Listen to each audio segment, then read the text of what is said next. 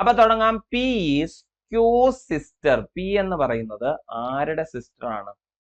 ക്യൂവിന്റെ sister ആണ്. അപ്പൊ ഇവർ ഒറ്റ ജനറേഷനാണ് അല്ലെ. പി എന്നത് ക്യൂവിന്റെ സിസ്റ്റർ ആണ്. അപ്പൊ നമുക്ക് എന്ത് മനസ്സിലായി? പി എന്നത് ഒരു ഫീമെയിൽ ക്യാരക്ടർ ആണെന്ന് മനസ്സിലായി. സിസ്റ്റർ ആണല്ലോ. ഓക്കെ. ഹായ്, ഹലോ, നമസ്കാരം. ഞാൻ ബിപിൻ രാജ്. എല്ലാവർക്കും എൻട്രിയുടെ മറ്റൊരു വീഡിയോയിലേക്ക് സ്വാഗതം. നമ്മുടെ ഡിഗ്രി ലെവൽ പ്രിലിംസ് പരീക്ഷയിലെ മാത്സ് ആൻഡ് മെന്റൽ എബിലിറ്റി 20 ചോദ്യങ്ങളുടെ അനാലിസിസ് ആണ് നമ്മളിവിടെ നടത്തുന്നത്. അതിനകത്ത് വന്ന ചോദ്യങ്ങൾ എങ്ങനെയാണ്, അവരെ നമുക്ക് എങ്ങനെ എളുപ്പത്തിൽ ചെയ്യാം, ഇതൊക്കെ ഡിസ്കസ് ചെയ്യാം.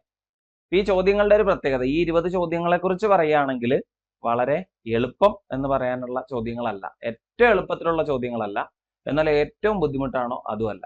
എന്തായാലും അതിനിടയ്ക്കുള്ള ചോദ്യങ്ങളാണ്. ചില ചോദ്യങ്ങൾ നന്നായി ബുദ്ധിമുട്ടിച്ചു എന്ന് വെച്ചാൽ അതിനകത്തുള്ള ചോദ്യങ്ങളുടെ പ്രത്യേകത കൊണ്ടോ കണ്ടുപിടിക്കാനുള്ള ബുദ്ധിമുട്ടോ അല്ല, നമുക്ക് അതിലേക്ക് ആ ഉത്തരത്തിലേക്ക് എത്താൻ കുറച്ച് സമയം എടുത്തു എന്നുള്ളത് മാത്രമേ ഉള്ളൂ. അല്ലാതെ ചെയ്തെടുക്കാൻ ഒരുവിധം നിലവാരമുള്ള തരത്തിലുള്ള ചോദ്യങ്ങൾ വന്നിട്ടുണ്ടായിരുന്നു. തീരെ ചെറിയ ചോദ്യങ്ങളും, അതായത് റെഗുലർ ആയിട്ട് നമ്മുടെ പരീക്ഷകളിൽ കാണുന്ന തരത്തിലുള്ള ചോദ്യങ്ങളും ഉണ്ടായിരുന്നു. അതുകൊണ്ട് വലിയ കുഴപ്പമില്ലാതെ എല്ലാവർക്കും ചെയ്യാൻ പറ്റിയെന്ന് വിചാരിക്കുന്നു. പിന്നെ പരീക്ഷ ഓവറാൾ നിങ്ങൾ എല്ലാവരും പല തരത്തിലുള്ള അനാലിസിസ് കേട്ടിട്ടുണ്ടാവും.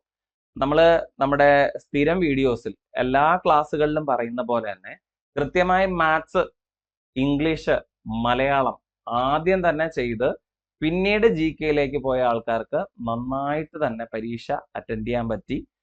ഒരുവിധം ഒരു 50-60 റേഞ്ചിലേക്കൊക്കെ അല്ലെങ്കിൽ 60-ന് മുകളിലേക്കൊക്കെ മാർക്ക് കൊണ്ടെത്തിക്കാൻ നിങ്ങൾക്ക് പറ്റിയിട്ടുണ്ടാവും. അവര് നന്നായിട്ട് ശ്രമിച്ചിട്ടുണ്ട്, അത് നന്നായിട്ട് ടൈം മാനേജ് ചെയ്തിട്ടുണ്ട്, നന്നായിട്ട് പ്ലാൻ ചെയ്തിട്ടുണ്ട്. അപ്പൊ എന്ത് ചെയ്യും? പ്രിലിംസ് കടക്കാൻ സാധ്യതയുണ്ട്. പക്ഷെ ജി കെ തീർത്തിട്ടാണ് ഇങ്ങോട്ട് വന്നത് എങ്കിൽ പലർക്കും മാത്സ് പോലും ചെയ്ത് തീർക്കാൻ സമയം ഉണ്ടായിട്ടുണ്ടാവില്ല അല്ലെ. നിങ്ങളുടെ അനുഭവമാണ് ഞാൻ പറയുന്നത്. എനിക്ക് അങ്ങനെ തോന്നിയിട്ടുണ്ട് ക്വസ്റ്റ്യൻ പേപ്പർ കണ്ടപ്പോൾ. നിങ്ങൾ എഗ്രി ചെയ്യുന്നെന്ന് വിചാരിക്കുന്നു. അപ്പൊ ഇനി പരീക്ഷ എഴുതാനുള്ളവരൊന്ന് ശ്രദ്ധിക്കുക. ഈ ചോദ്യങ്ങളുടെ ഉത്തരങ്ങൾ ഒന്ന് നോക്കിയിട്ട് പോവാം. നമ്മുടെ LSGSന്റെ കോഴ്സ് അല്ലെങ്കിൽ ആ റെക്കോർഡഡ് ക്ലാസ്സിനകത്ത് നിങ്ങൾ ചിലപ്പോൾ ഫോളോ ചെയ്ത ആൾക്കാർക്ക് അറിയാം. അതിനകത്ത് ആ ഒരു കോഴ്സിനകത്ത് നമ്മൾ പഠിപ്പിച്ചതല്ലാത്ത ഒരു കാര്യം, ഇപ്പോൾ കോഡിങ് ആൻഡ് ഡീകോഡിങ് പോലും അത് റെഗുലർ ആയിട്ട് ചോദിക്കുന്ന ഒരു മോഡലല്ല. പക്ഷെ ആ ചോദ്യങ്ങൾ പോലും നമ്മൾ അതുപോലെ മോഡൽ ക്വസ്റ്റ്യൻസ് എവിടെ ചെയ്തിട്ടുണ്ട്? നമ്മുടെ കോഴ്സിനകത്ത് ചെയ്തിട്ടുണ്ട്. നിങ്ങൾ കണ്ടിട്ടുണ്ടാവും എന്ന് വിചാരിക്കുന്നു. ജസ്റ്റ് ആ റെക്കോർഡ് ക്ലാസ് മാത്രം കണ്ടവർക്ക് പോലും അത് കിട്ടിയിട്ടുണ്ടാവും. അത്രയ്ക്കും നമ്മുടെ കോഴ്സിനകത്തുള്ള കണ്ടന്റുമായിട്ട് ചോദ്യത്തിന് നല്ല ബന്ധമുണ്ട്. ആദ്യമേ ഒന്ന് പറയുകയാണ്. അപ്പൊ നമുക്ക് നേരെ അതിന്റെ അനാലിസിസ് നോക്കാം. ആദ്യത്തെ ചോദ്യം ഒരു ഡയറക്ഷൻ ചോദ്യമായിരുന്നു, സെൻസ് ഓഫ് ഡയറക്ഷൻ അല്ലെ. അപ്പൊ ഇവിടെ എന്താണ് പറയുന്നത്? അർജുൻ വെന്റ്. ഞാൻ ഇംഗ്ലീഷ് മീഡിയം ക്വസ്റ്റ്യൻ തന്നെ എടുത്തിട്ടുണ്ട് കേട്ടോ. കാരണം എന്താണെന്ന് വെച്ചാൽ മലയാളം ക്വസ്റ്റ്യൻ പേപ്പറിൽ കുറെ ട്രാൻസ്ലേഷൻ വരുമ്പോൾ ഉള്ള പ്രശ്നം, നമ്മൾ വായിക്കുമ്പോൾ നമ്മുടെ മലയാളവും ട്രാൻസ്ലേറ്റഡ് മലയാളമായിട്ട് എന്തോ ഒരു പ്രശ്നം ഉള്ളത് പോലെ, ഒരു ഗ്രാമർ ഒരു ബന്ധമില്ലാത്ത പോലെയൊക്കെ നമുക്ക് തോന്നും. ഇപ്പൊ ക്വസ്റ്റ്യന്റെ ലോജിക്ക് പോലും ചില ക്വസ്റ്റ്യൻസിൽ കണക്ട് ആവില്ല. ചില ചോദ്യങ്ങളിൽ ചില വേർഡ്സ് വിട്ടിട്ടാണ് വന്നിരിക്കുന്നത്. അപ്പൊ തന്നെ കണക്ക് കഴിയുന്നു പോകും കേട്ടോ. അപ്പൊ അതുകൊണ്ട് നമുക്ക് ഈ ഇംഗ്ലീഷ് മീഡിയം ക്വസ്റ്റ്യൻ തന്നെ ചെയ്യാം. Arjun went 25 kilometre to west. പടിഞ്ഞാറ് ഭാഗത്തേക്ക് 25 കിലോമീറ്റർ ദൂരം അർജുൻ സഞ്ചരിച്ചു. ഫ്രം ഹിസ് ഹൗസ്, അവന്റെ വീട്ടിൽ നിന്നും. Then turned left and walked 15 kilometres. എന്നിട്ട് അവിടെ നിന്ന് ലെഫ്റ്റിലേക്ക് തിരിഞ്ഞു, 15 കിലോമീറ്റർ സഞ്ചരിച്ചു. He then turned east and walked 40 kilometers and finally turned left and covered 15 kilometers. How far is he now from his house? Okay. ഇത് സാധാരണഗതിയിൽ നമ്മൾ എന്ത് ചെയ്യും? ചോദ്യം കിട്ടിയാൽ ഇതുപോലെ നോർത്ത്, സൗത്ത്, വെസ്റ്റ് എല്ലാം വരച്ചിട്ട് എന്ത് ചെയ്യാറുണ്ട്? നമ്മൾ ഇമേജ് വരച്ചു നോക്കാറുണ്ട് അല്ലേ. അപ്പൊ ഡയറക്ഷൻ ഒന്ന് മാർക്ക് ചെയ്യണമെങ്കിൽ നോർത്ത്, സൗത്ത്, ഈസ്റ്റ്, വെസ്റ്റ് ഞാൻ മാർക്ക് ചെയ്തു. നമ്മളിതൊന്ന് വരച്ച് ചെയ്യുകയാണെങ്കിൽ, വരയ്ക്കാതെ തന്നെ ചെയ്യാനുള്ള മാർഗം നിങ്ങൾക്ക് പറഞ്ഞു തന്നിട്ടുണ്ട്. അത് യൂട്യൂബ് വീഡിയോ ആയിട്ട് തന്നിട്ടുണ്ട്, കണ്ടന്റ് ആയിട്ട് തന്നെ തന്നിട്ടുണ്ട്, എല്ലാം തന്നിട്ടുണ്ട്. എന്തായാലും വരച്ച് പറഞ്ഞതിന് ശേഷം ഷോർട്ട് കട്ട് ഉപയോഗിക്കാം. അർജുൻ എന്ത് ചെയ്തു? 25 കിലോമീറ്റർ വെസ്റ്റിലേക്ക് സഞ്ചരിച്ചു. എവിടെ നിന്ന്? വീട്ടിൽ നിന്ന്. അപ്പൊ ഇതാണ് വീടെന്ന് വിചാരിക്കും. വീട്ടിൽ നിന്ന് 25 കിലോമീറ്റർ വെസ്റ്റിലേക്കാ സഞ്ചരിച്ചത്.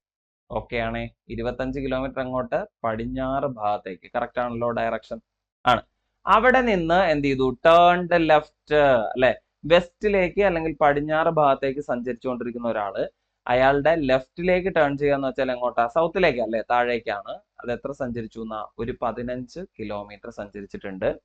He then turned east. അവിടെ നിന്ന് ഈസ്റ്റിലേക്ക് തിരിഞ്ഞു എന്നാണ്. എന്നിട്ട് എത്ര സഞ്ചരിച്ചു? ഒരു 40 കിലോമീറ്റർ സഞ്ചരിച്ചിട്ടുണ്ട്. 40 കിലോമീറ്റേഴ്സ് ആണല്ലോ. അവിടെ നിന്ന് എന്താ ചെയ്തേ? And finally turned left and covered 15 അല്ലെ. അവിടെ നിന്ന് തന്നെ ലെഫ്റ്റിലേക്ക് തിരിഞ്ഞു. എന്നിട്ട് എത്ര ദൂരം സഞ്ചരിച്ചു? 15 കിലോമീറ്റർ സഞ്ചരിച്ചു. ഇവിടെ എത്തി നിൽക്കുന്ന പൊസിഷൻ അല്ലെങ്കിൽ ഫൈനൽ പൊസിഷൻ ഇതാണ്. അപ്പൊ ഈ വീടും ഇയാളിപ്പോ നിൽക്കുന്ന ആ ഒരു പൊസിഷനും തമ്മിലുള്ള അകലം എന്താണെന്നാണ്. അത് വളരെ ഈസിയാണ്. എന്ത് ചെയ്താൽ മതി? ഇവിടെ ഒരു 40 ഉണ്ടല്ലോ. അതായത് ഈ ടോട്ടൽ ഡിസ്റ്റൻസ് എന്ന് പറയുന്നത് ഈ എ എന്ന പോയിന്റ് മുതൽ എഫ് വരെയുള്ള പോയിന്റ് നമുക്ക് 40 എന്ന് പരിഗണിക്കാം. അതിൽ നിന്ന് ഈ 25 അങ്ങ് മൈനസ് ചെയ്താൽ ബാക്കി വരുന്ന ഈ ഒരു ഡിസ്റ്റൻസ് 15 ആയിരിക്കും. എത്ര അകലത്തിലാണ് എന്ന് ചോദിച്ചാൽ എത്ര കിലോമീറ്റർ? 15 കിലോമീറ്റർ അകലത്തിലാ. വീട്ടിൽ നിന്ന് എത്ര അകലത്തിലാ? 15. ഇത്രയുള്ള ആൻസർ. ഓക്കെ, നമ്മൾ വരച്ചിട്ടാ ചെയ്തേ. വരയ്ക്കാതെ ഇതെങ്ങനെ ചെയ്യാം? അത് നമ്മൾ പറഞ്ഞിട്ടുള്ളതാ, യൂട്യൂബ് വീഡിയോ പോലും ചെയ്തിട്ടുണ്ട്. അപ്പൊ ആദ്യം എന്താ ചെയ്തേ? വെസ്റ്റിലേക്ക്, പടിഞ്ഞാറ് ഭാഗത്തേക്ക് 25 കിലോമീറ്റർ സഞ്ചരിച്ചു. ഓക്കെ ആണല്ലോ. അവിടെ നിന്ന് എങ്ങോട്ട് തിരിഞ്ഞു? ലെഫ്റ്റിലേക്ക് അല്ലെ. വെസ്റ്റിന്റെ ലെഫ്റ്റ് എങ്ങോട്ടാന്ന് നമുക്കറിയാം അല്ലെ. സൗത്തിലേക്ക് ഒരു 15. അവിടെ നിന്ന് എങ്ങോട്ട്? ഈസ്റ്റിലേക്ക് തിരിഞ്ഞു 40 കിലോമീറ്റർ. അപ്പൊ ഈസ്റ്റിലേക്ക് തിരിഞ്ഞിട്ട് എത്രയാ? 40 കിലോമീറ്റർ സഞ്ചരിച്ചിട്ടുണ്ട്. Finally turned left. അവിടെ നിന്ന് ഈസ്റ്റിൽ നിന്ന് ലെഫ്റ്റിലേക്ക് എങ്ങോട്ടാ? നോർത്തിലേക്ക്. എത്ര സഞ്ചരിച്ചു? ഒരു 15 സഞ്ചരിച്ചു. ഇത്രയാണ് സഞ്ചാരം. ഓക്കെ, ഇപ്പൊ എത്ര അകലത്തിലാണെന്ന് അറിയാനായിട്ട് നിങ്ങൾ നോക്കുക. ഇതിനകത്ത് ഒരേ ദിശയിലുള്ള ആൾക്കാരുണ്ടോ? ഒരേ ദിശ വരുന്നുണ്ടോ? ഇല്ല. എതിർദിശ വരുന്നുണ്ടോ? ഉണ്ട്. ആരൊക്കെയാ? സൗത്ത് വരുന്നുണ്ട്, നോർത്ത് വരുന്നുണ്ട്. ശ്രദ്ധിച്ചാൽ അറിയാം, സൗത്തിന്റെയും 15 ആണ്, നോർത്തിന്റെയും. അപ്പൊ എന്ത് ചെയ്യാം? മൈനസ് ചെയ്യാം. ഒരേ ദിശയാണെങ്കിൽ കൂട്ടുക, എതിർദിശയാണെങ്കിൽ കുറയ്ക്കുക. ഓക്കെ, ഇനി അടുത്ത് വരുന്ന ആരാ? വെസ്റ്റും ഈസ്റ്റും എതിർദിശയാണല്ലോ. വെസ്റ്റിന്റെ 25ഉം ഈസ്റ്റിന്റെ 40ഉം. അപ്പൊ നമ്മൾ എന്താ ചെയ്യേണ്ടതെന്ന് വെച്ചാൽ ഇവരെ തമ്മിൽ കുറയ്ക്കുക. ഈസ്റ്റിന്റെ 40ൽ നിന്ന് വെസ്റ്റിന്റെ 25 മൈനസ് ചെയ്താൽ മതി. 40 മൈനസ് 25 എത്ര കിട്ടുന്നുണ്ട്? 15 എന്ന് കിട്ടുന്നുണ്ട്. How far is he now from his house എന്ന് ചോദിച്ചാൽ എത്ര പറഞ്ഞാൽ മതി? ഈ 15 ധാരാളം. കണ്ടോ? അപ്പൊ വരയ്ക്കാതെയും ചെയ്യാം, വരച്ചിട്ടും ചെയ്യാം. എങ്ങനെയാണ് നിങ്ങൾക്ക് ഇഷ്ടം അതുപോലെ ചെയ്തോളൂ. അടുത്തൊരു ചോദ്യം. Find the next term in the alpha numeric series. Next item എന്നാണ് പറഞ്ഞിട്ടുണ്ടായിരുന്നത്. ഓക്കെ, അപ്പൊ ഇതിനകത്ത് ആരൊക്കെ ഉണ്ട്? നമ്പറും ഉണ്ട്, വേരിയബിളും ഉണ്ട് അല്ലെ. ലെറ്റേഴ്സിന്റെ സീരീസും വരുന്നുണ്ട്, നമ്പറും വരുന്നുണ്ട്. ഇതിൽ പെട്ടെന്ന് നമുക്ക് കണ്ടുപിടിക്കാൻ പറ്റുന്ന ആരാ? ഏതാ പെട്ടെന്ന് എഴുതാൻ പറ്റുന്നത്? നമ്പർ ആയിരിക്കും പെട്ടെന്ന് എഴുതാൻ പറ്റുന്നത്. അപ്പൊ ആദ്യം നമുക്ക് നമ്പറിന്റെ സ്വഭാവം നോക്കാം അല്ലെ. നമുക്ക് Z1A, X2D, V6G, T21J, R88M, P445P അങ്ങനെയാ വന്നിരിക്കുന്നത്. അപ്പൊ നമുക്ക് നമ്പർ നോക്കാം അല്ലെ. 1 2ലേക്ക് വന്നു, 2ൽ നിന്ന് 6ലേക്ക് പോയി, 6ൽ നിന്ന് 21ലേക്കും, 21ൽ നിന്ന് 88ലേക്കും, അവിടെ നിന്ന് എങ്ങോട്ടേക്കും? 445ലേക്കും. ഇവിടുത്തെ ഒരു കണക്ഷൻ നോക്കണം അല്ലെ. ആദ്യം 1 നിന്ന് എങ്ങനെ 2ലേക്ക് എത്തി? അവിടെ എത്ര ഉള്ളടാ? 1നെ എന്ത് ചെയ്തു? 2 കൊണ്ട് ഗുണിച്ചു. ആണോ? 1നെ നമുക്ക് എന്ത് ചെയ്യാം? 2 കൊണ്ട് ഗുണിക്കാം. എന്നിട്ട് എന്ത് ചെയ്യാം? 2 കൂട്ടാം അല്ലെ. 1നെ 2 കൊണ്ട് ഗുണിച്ചാൽ 2 കിട്ടും. അതിനോട് 2 കൂട്ടിയാൽ എന്തേ കിട്ടുള്ളൂ? 4 കിട്ടുള്ളൂ. നമുക്ക് 2 അല്ലേ ഉള്ളൂ. അപ്പൊ നിങ്ങൾ ഇങ്ങനെ ആലോചിക്കുക. ആദ്യത്തെ നമ്പർ 1 ആണ്. 1നോട് എന്ത് ചെയ്തിട്ടില്ല? 2 ഗുണിച്ചിട്ടില്ല. 1നോട് ജസ്റ്റ് 1 കൂട്ടിയിട്ടേ ഉള്ളൂ. ശരിയല്ലേ? അടുത്ത 2ൽ നിന്ന് നമ്മൾ എങ്ങോട്ട് പോയി നോക്കിയേ? 6ലേക്കാ. അവിടെ നമ്മൾ പറഞ്ഞ കാര്യം ശരിയാ. 2നോട് എന്ത് ചെയ്തിട്ടുണ്ട്? 2 ഗുണിച്ചിട്ടുണ്ട്. അത് നമ്മുടെ സീരീസ് എന്ന് പറയുന്ന ടോപ്പിക്കിനകത്ത് നമ്മൾ വ്യക്തമായിട്ട് ഈ ടൈപ്പ് ക്വസ്റ്റ്യൻ ചെയ്തിട്ടുണ്ട്. 2നോട് 2 ഗുണിച്ചിട്ടുണ്ട്, എന്നിട്ട് 2 കൂട്ടിയപ്പോ എത്ര കിട്ടി? 6 എന്ന് കിട്ടി. ശരിയാണല്ലോ. അങ്ങനെയാണെങ്കിൽ തൊട്ട് മുമ്പത്തേന് ഒരു സൊല്യൂഷൻ ഉണ്ടാക്കണമല്ലോ. അതെങ്ങനെയാ? 1നോട് 1 ഗുണിച്ചു, എന്നിട്ട് 1 കൂട്ടി. അത് കറക്റ്റ് ആവുമല്ലോ അല്ലെ? ആണ്. അടുത്ത് പോകേണ്ടത് എങ്ങോട്ടാ? 21ലേക്കാണ്. അപ്പൊ എന്താ ചെയ്യണ്ടേ? 6നോട് നമ്മളൊരു 3 ഗുണിക്കുകയാണ്. 6 × 3 18, 18നോട് 3 കൂട്ടുന്നു. എത്ര കിട്ടി? 21 ഉള്ളൂ അല്ലേ? നല്ലതാ. ഓക്കെ, അത് കഴിഞ്ഞ് 21നോട് നമ്മൾ എന്ത് ചെയ്യുന്നുണ്ട്? പിന്നെയും ഗുണിക്കുന്നുണ്ട്. ആരെയാ ഗുണിക്കാൻ പോകുന്നത്? 21നോട് നമ്മൾ ആരെ ഗുണിക്കുന്നുണ്ട്? യെസ്, അടുത്ത നമ്പർ 4 കൊണ്ട് ഗുണിക്കുക, എന്നിട്ട് 4 കൂട്ടുക. കിട്ടുമല്ലോ. 84 4ഉം 88 എന്ന് കിട്ടുന്നുണ്ട്. അത് കഴിഞ്ഞ് 88ൽ നിന്ന് എങ്ങോട്ട് പോവാ? അടുത്ത 5 ഗുണിക്കുക, 5 കൂട്ടി എഴുതുക അല്ലെ. 5 ഗുണിച്ചാൽ 440 എന്ന് കിട്ടും. 5 കൂട്ടി എഴുതിയാൽ 445 എന്ന് കിട്ടും. ശരിയാണല്ലോ. അത് കഴിഞ്ഞ് 445നോട് എത്ര ഗുണിക്കുക? 6 ഗുണിക്കുക, ഒരു 6ഉം കൂടെ കൂട്ടുക. 445ഉം 6ഉം കൂടെ ആദ്യം ഗുണിച്ചെഴുതുക എന്നുള്ളതാണ് ആദ്യത്തെ ടാസ്ക്. അപ്പൊ എത്ര കിട്ടും? 2670 എന്ന് കിട്ടും. ഒരു 6 കൂടെ കൂട്ടിയാൽ 2676. അപ്പൊ നമ്പറിന്റെ കാര്യത്തിൽ തീരുമാനം. ഇതിൽ നിന്ന് എഴുതാലോ എന്ന് വിചാരിച്ചിട്ട് ചെല്ലണ്ട. ഇവിടെ ഉണ്ടോ 2676, 2676 ഉണ്ടോ? 3 സ്ഥലത്ത് അതേ നമ്പർ കിടപ്പുണ്ട്. അപ്പൊ ഇനി നമുക്ക് എന്ത് ചെയ്യാം? ആ കോഡില് എന്താ ലെറ്റേഴ്സിന്റെ സൈഡ് നോക്കാം. പെട്ടെന്ന് നമുക്ക് എഴുതാൻ പറ്റുന്ന ഫോർവേഡ് അല്ലേ? അതായത് എയിൽ നിന്ന് ഡിയിലേക്ക് പോകുന്നു അല്ലെ? എ എന്ന് പറയുന്നത് 1ാമത്തെ ലെറ്റർ ആണ്. ഡിയിലേക്ക് പോകുമ്പോൾ 4ാമത്തെ ലെറ്റർ. എത്ര കൂടിയിട്ടാ? 3 കൂടിയിട്ടാണ്. ഇനി ഡി എന്ന ലെറ്ററിൽ നിന്ന് ജിയിലേക്ക് പോവാണ്. ജി എത്രാമത്തെ ലെറ്ററാ? 7ാമത്തെ. ശരിയല്ലേ? അപ്പൊ എന്ത് കൂടി? ഒരു 3 കൂടിയിട്ടുണ്ട്. ഈ ജിയിൽ നിന്ന് എവിടേക്ക് പോവാണ്? ജെയിലേക്ക് പോവാണ്. അത് 10ാമത്തെ ലെറ്ററാ. എത്ര കൂടിയിട്ടാ? 3 കൂടി. അതുപോലെ തന്നെ എമ്മിലേക്ക് പോകുന്നു, 3 കൂടിയിട്ട്. അത് കഴിഞ്ഞ് പിയിലേക്ക് പോകുന്നു, 3 കൂടിയിട്ട്. അപ്പൊ പി എന്ന് പറയുന്ന 16ാമത്തെ ലെറ്ററാ. അപ്പൊ ഒരു 3 കൂട്ടി എഴുതിയാൽ അവിടെ എന്ത് കിട്ടും? 19ാമത്തെ ലെറ്റർ കിട്ടണം. അതാരാ?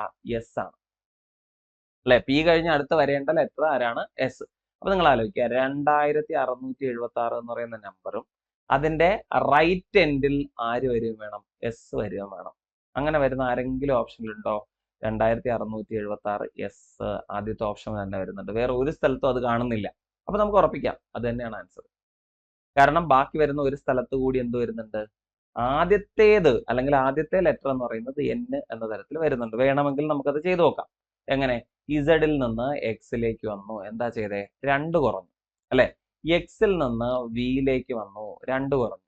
വിയിൽ നിന്ന് ടിയിലേക്ക് വന്നു, 2 കുറഞ്ഞു. ടിയിൽ നിന്ന് ആറിലേക്ക് വന്നു, 2 കുറഞ്ഞു. ആറിൽ നിന്ന് പിയിലേക്ക്, അതായത് 16ാമത്തെ ലെറ്ററിലേക്ക് പോയി, എന്താ?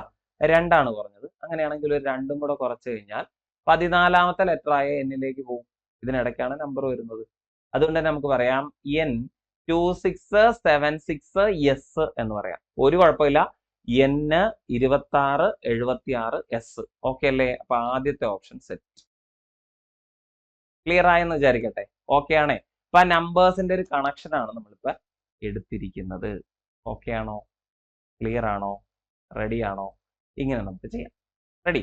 അപ്പൊ ഇതിനകത്ത് വേറെ എന്തെങ്കിലും, ഈ നമ്പർ വന്നതിനകത്ത് വേറെ എന്തെങ്കിലും ഒരു കണക്ഷൻ ഉണ്ടോ എന്ന് നിങ്ങൾക്ക് വേണമെങ്കിൽ ചെക്ക് ചെയ്യാം കേട്ടോ. ഇപ്പൊ എക്സാമ്പിൾ പറയുകയാണെങ്കിൽ 1 എങ്ങനെ വന്നു? 0ന്റെ സ്ക്വയർ പ്ലസ് 1 അങ്ങനെ എടുക്കാമല്ലോ. 2 എങ്ങനെ വന്നു? 1 സ്ക്വയർ പ്ലസ് 1.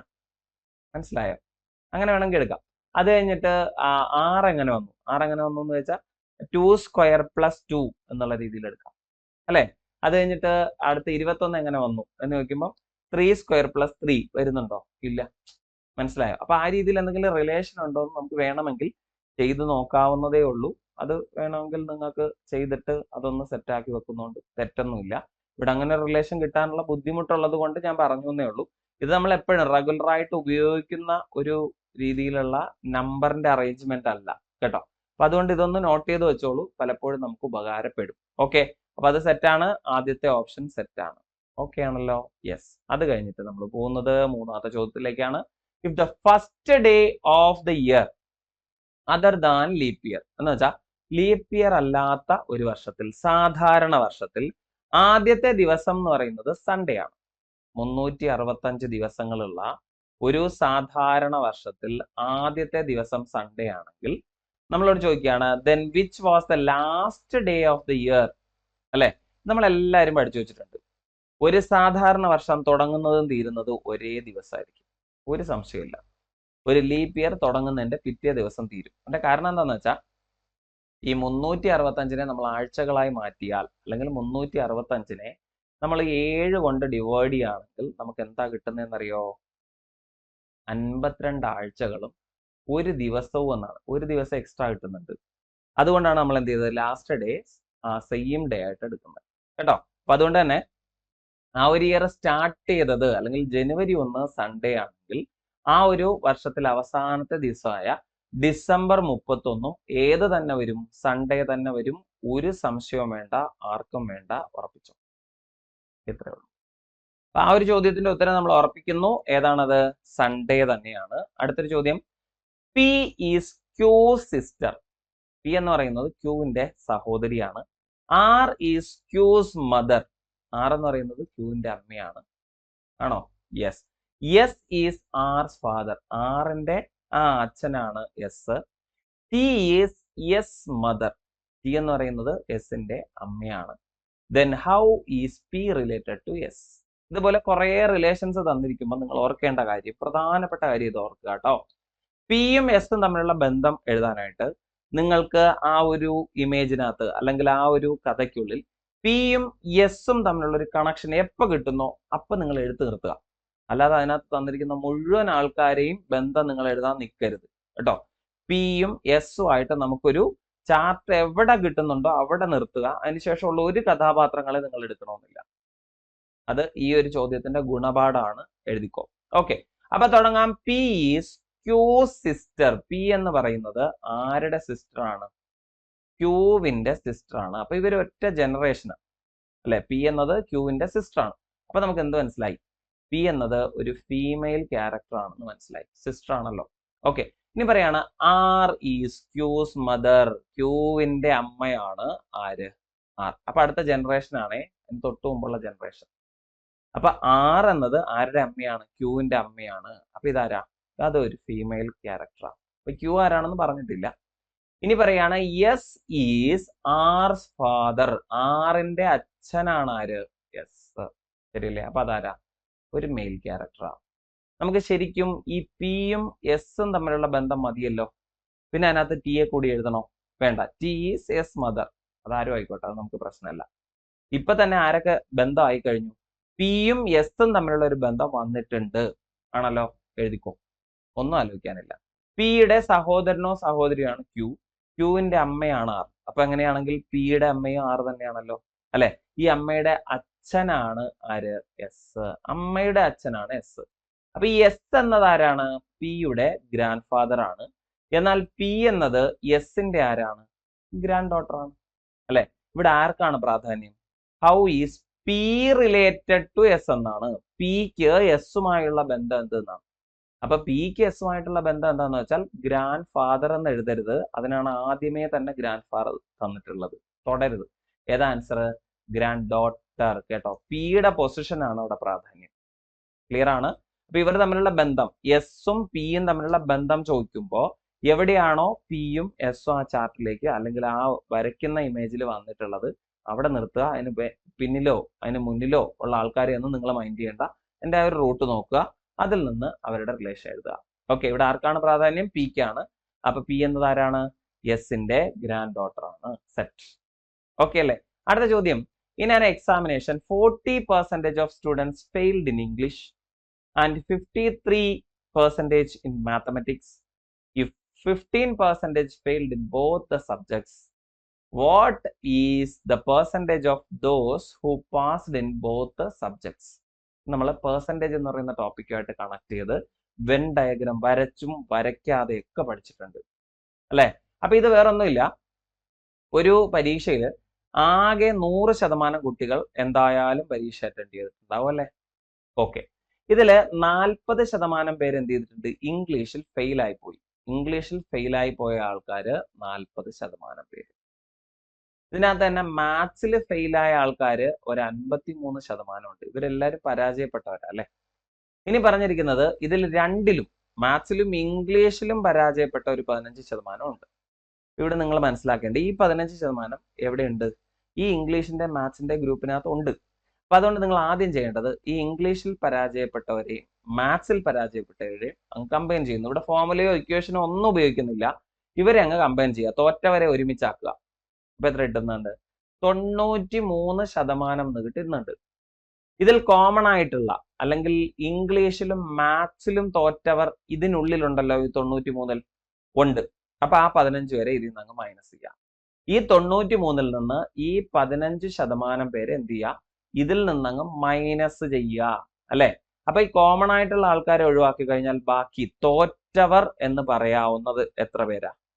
തോറ്റവർ എന്ന് പറയാവുന്ന ആൾക്കാര് 93 നിന്ന് 15 പോയാൽ 78% പേരേ ഉള്ളൂ.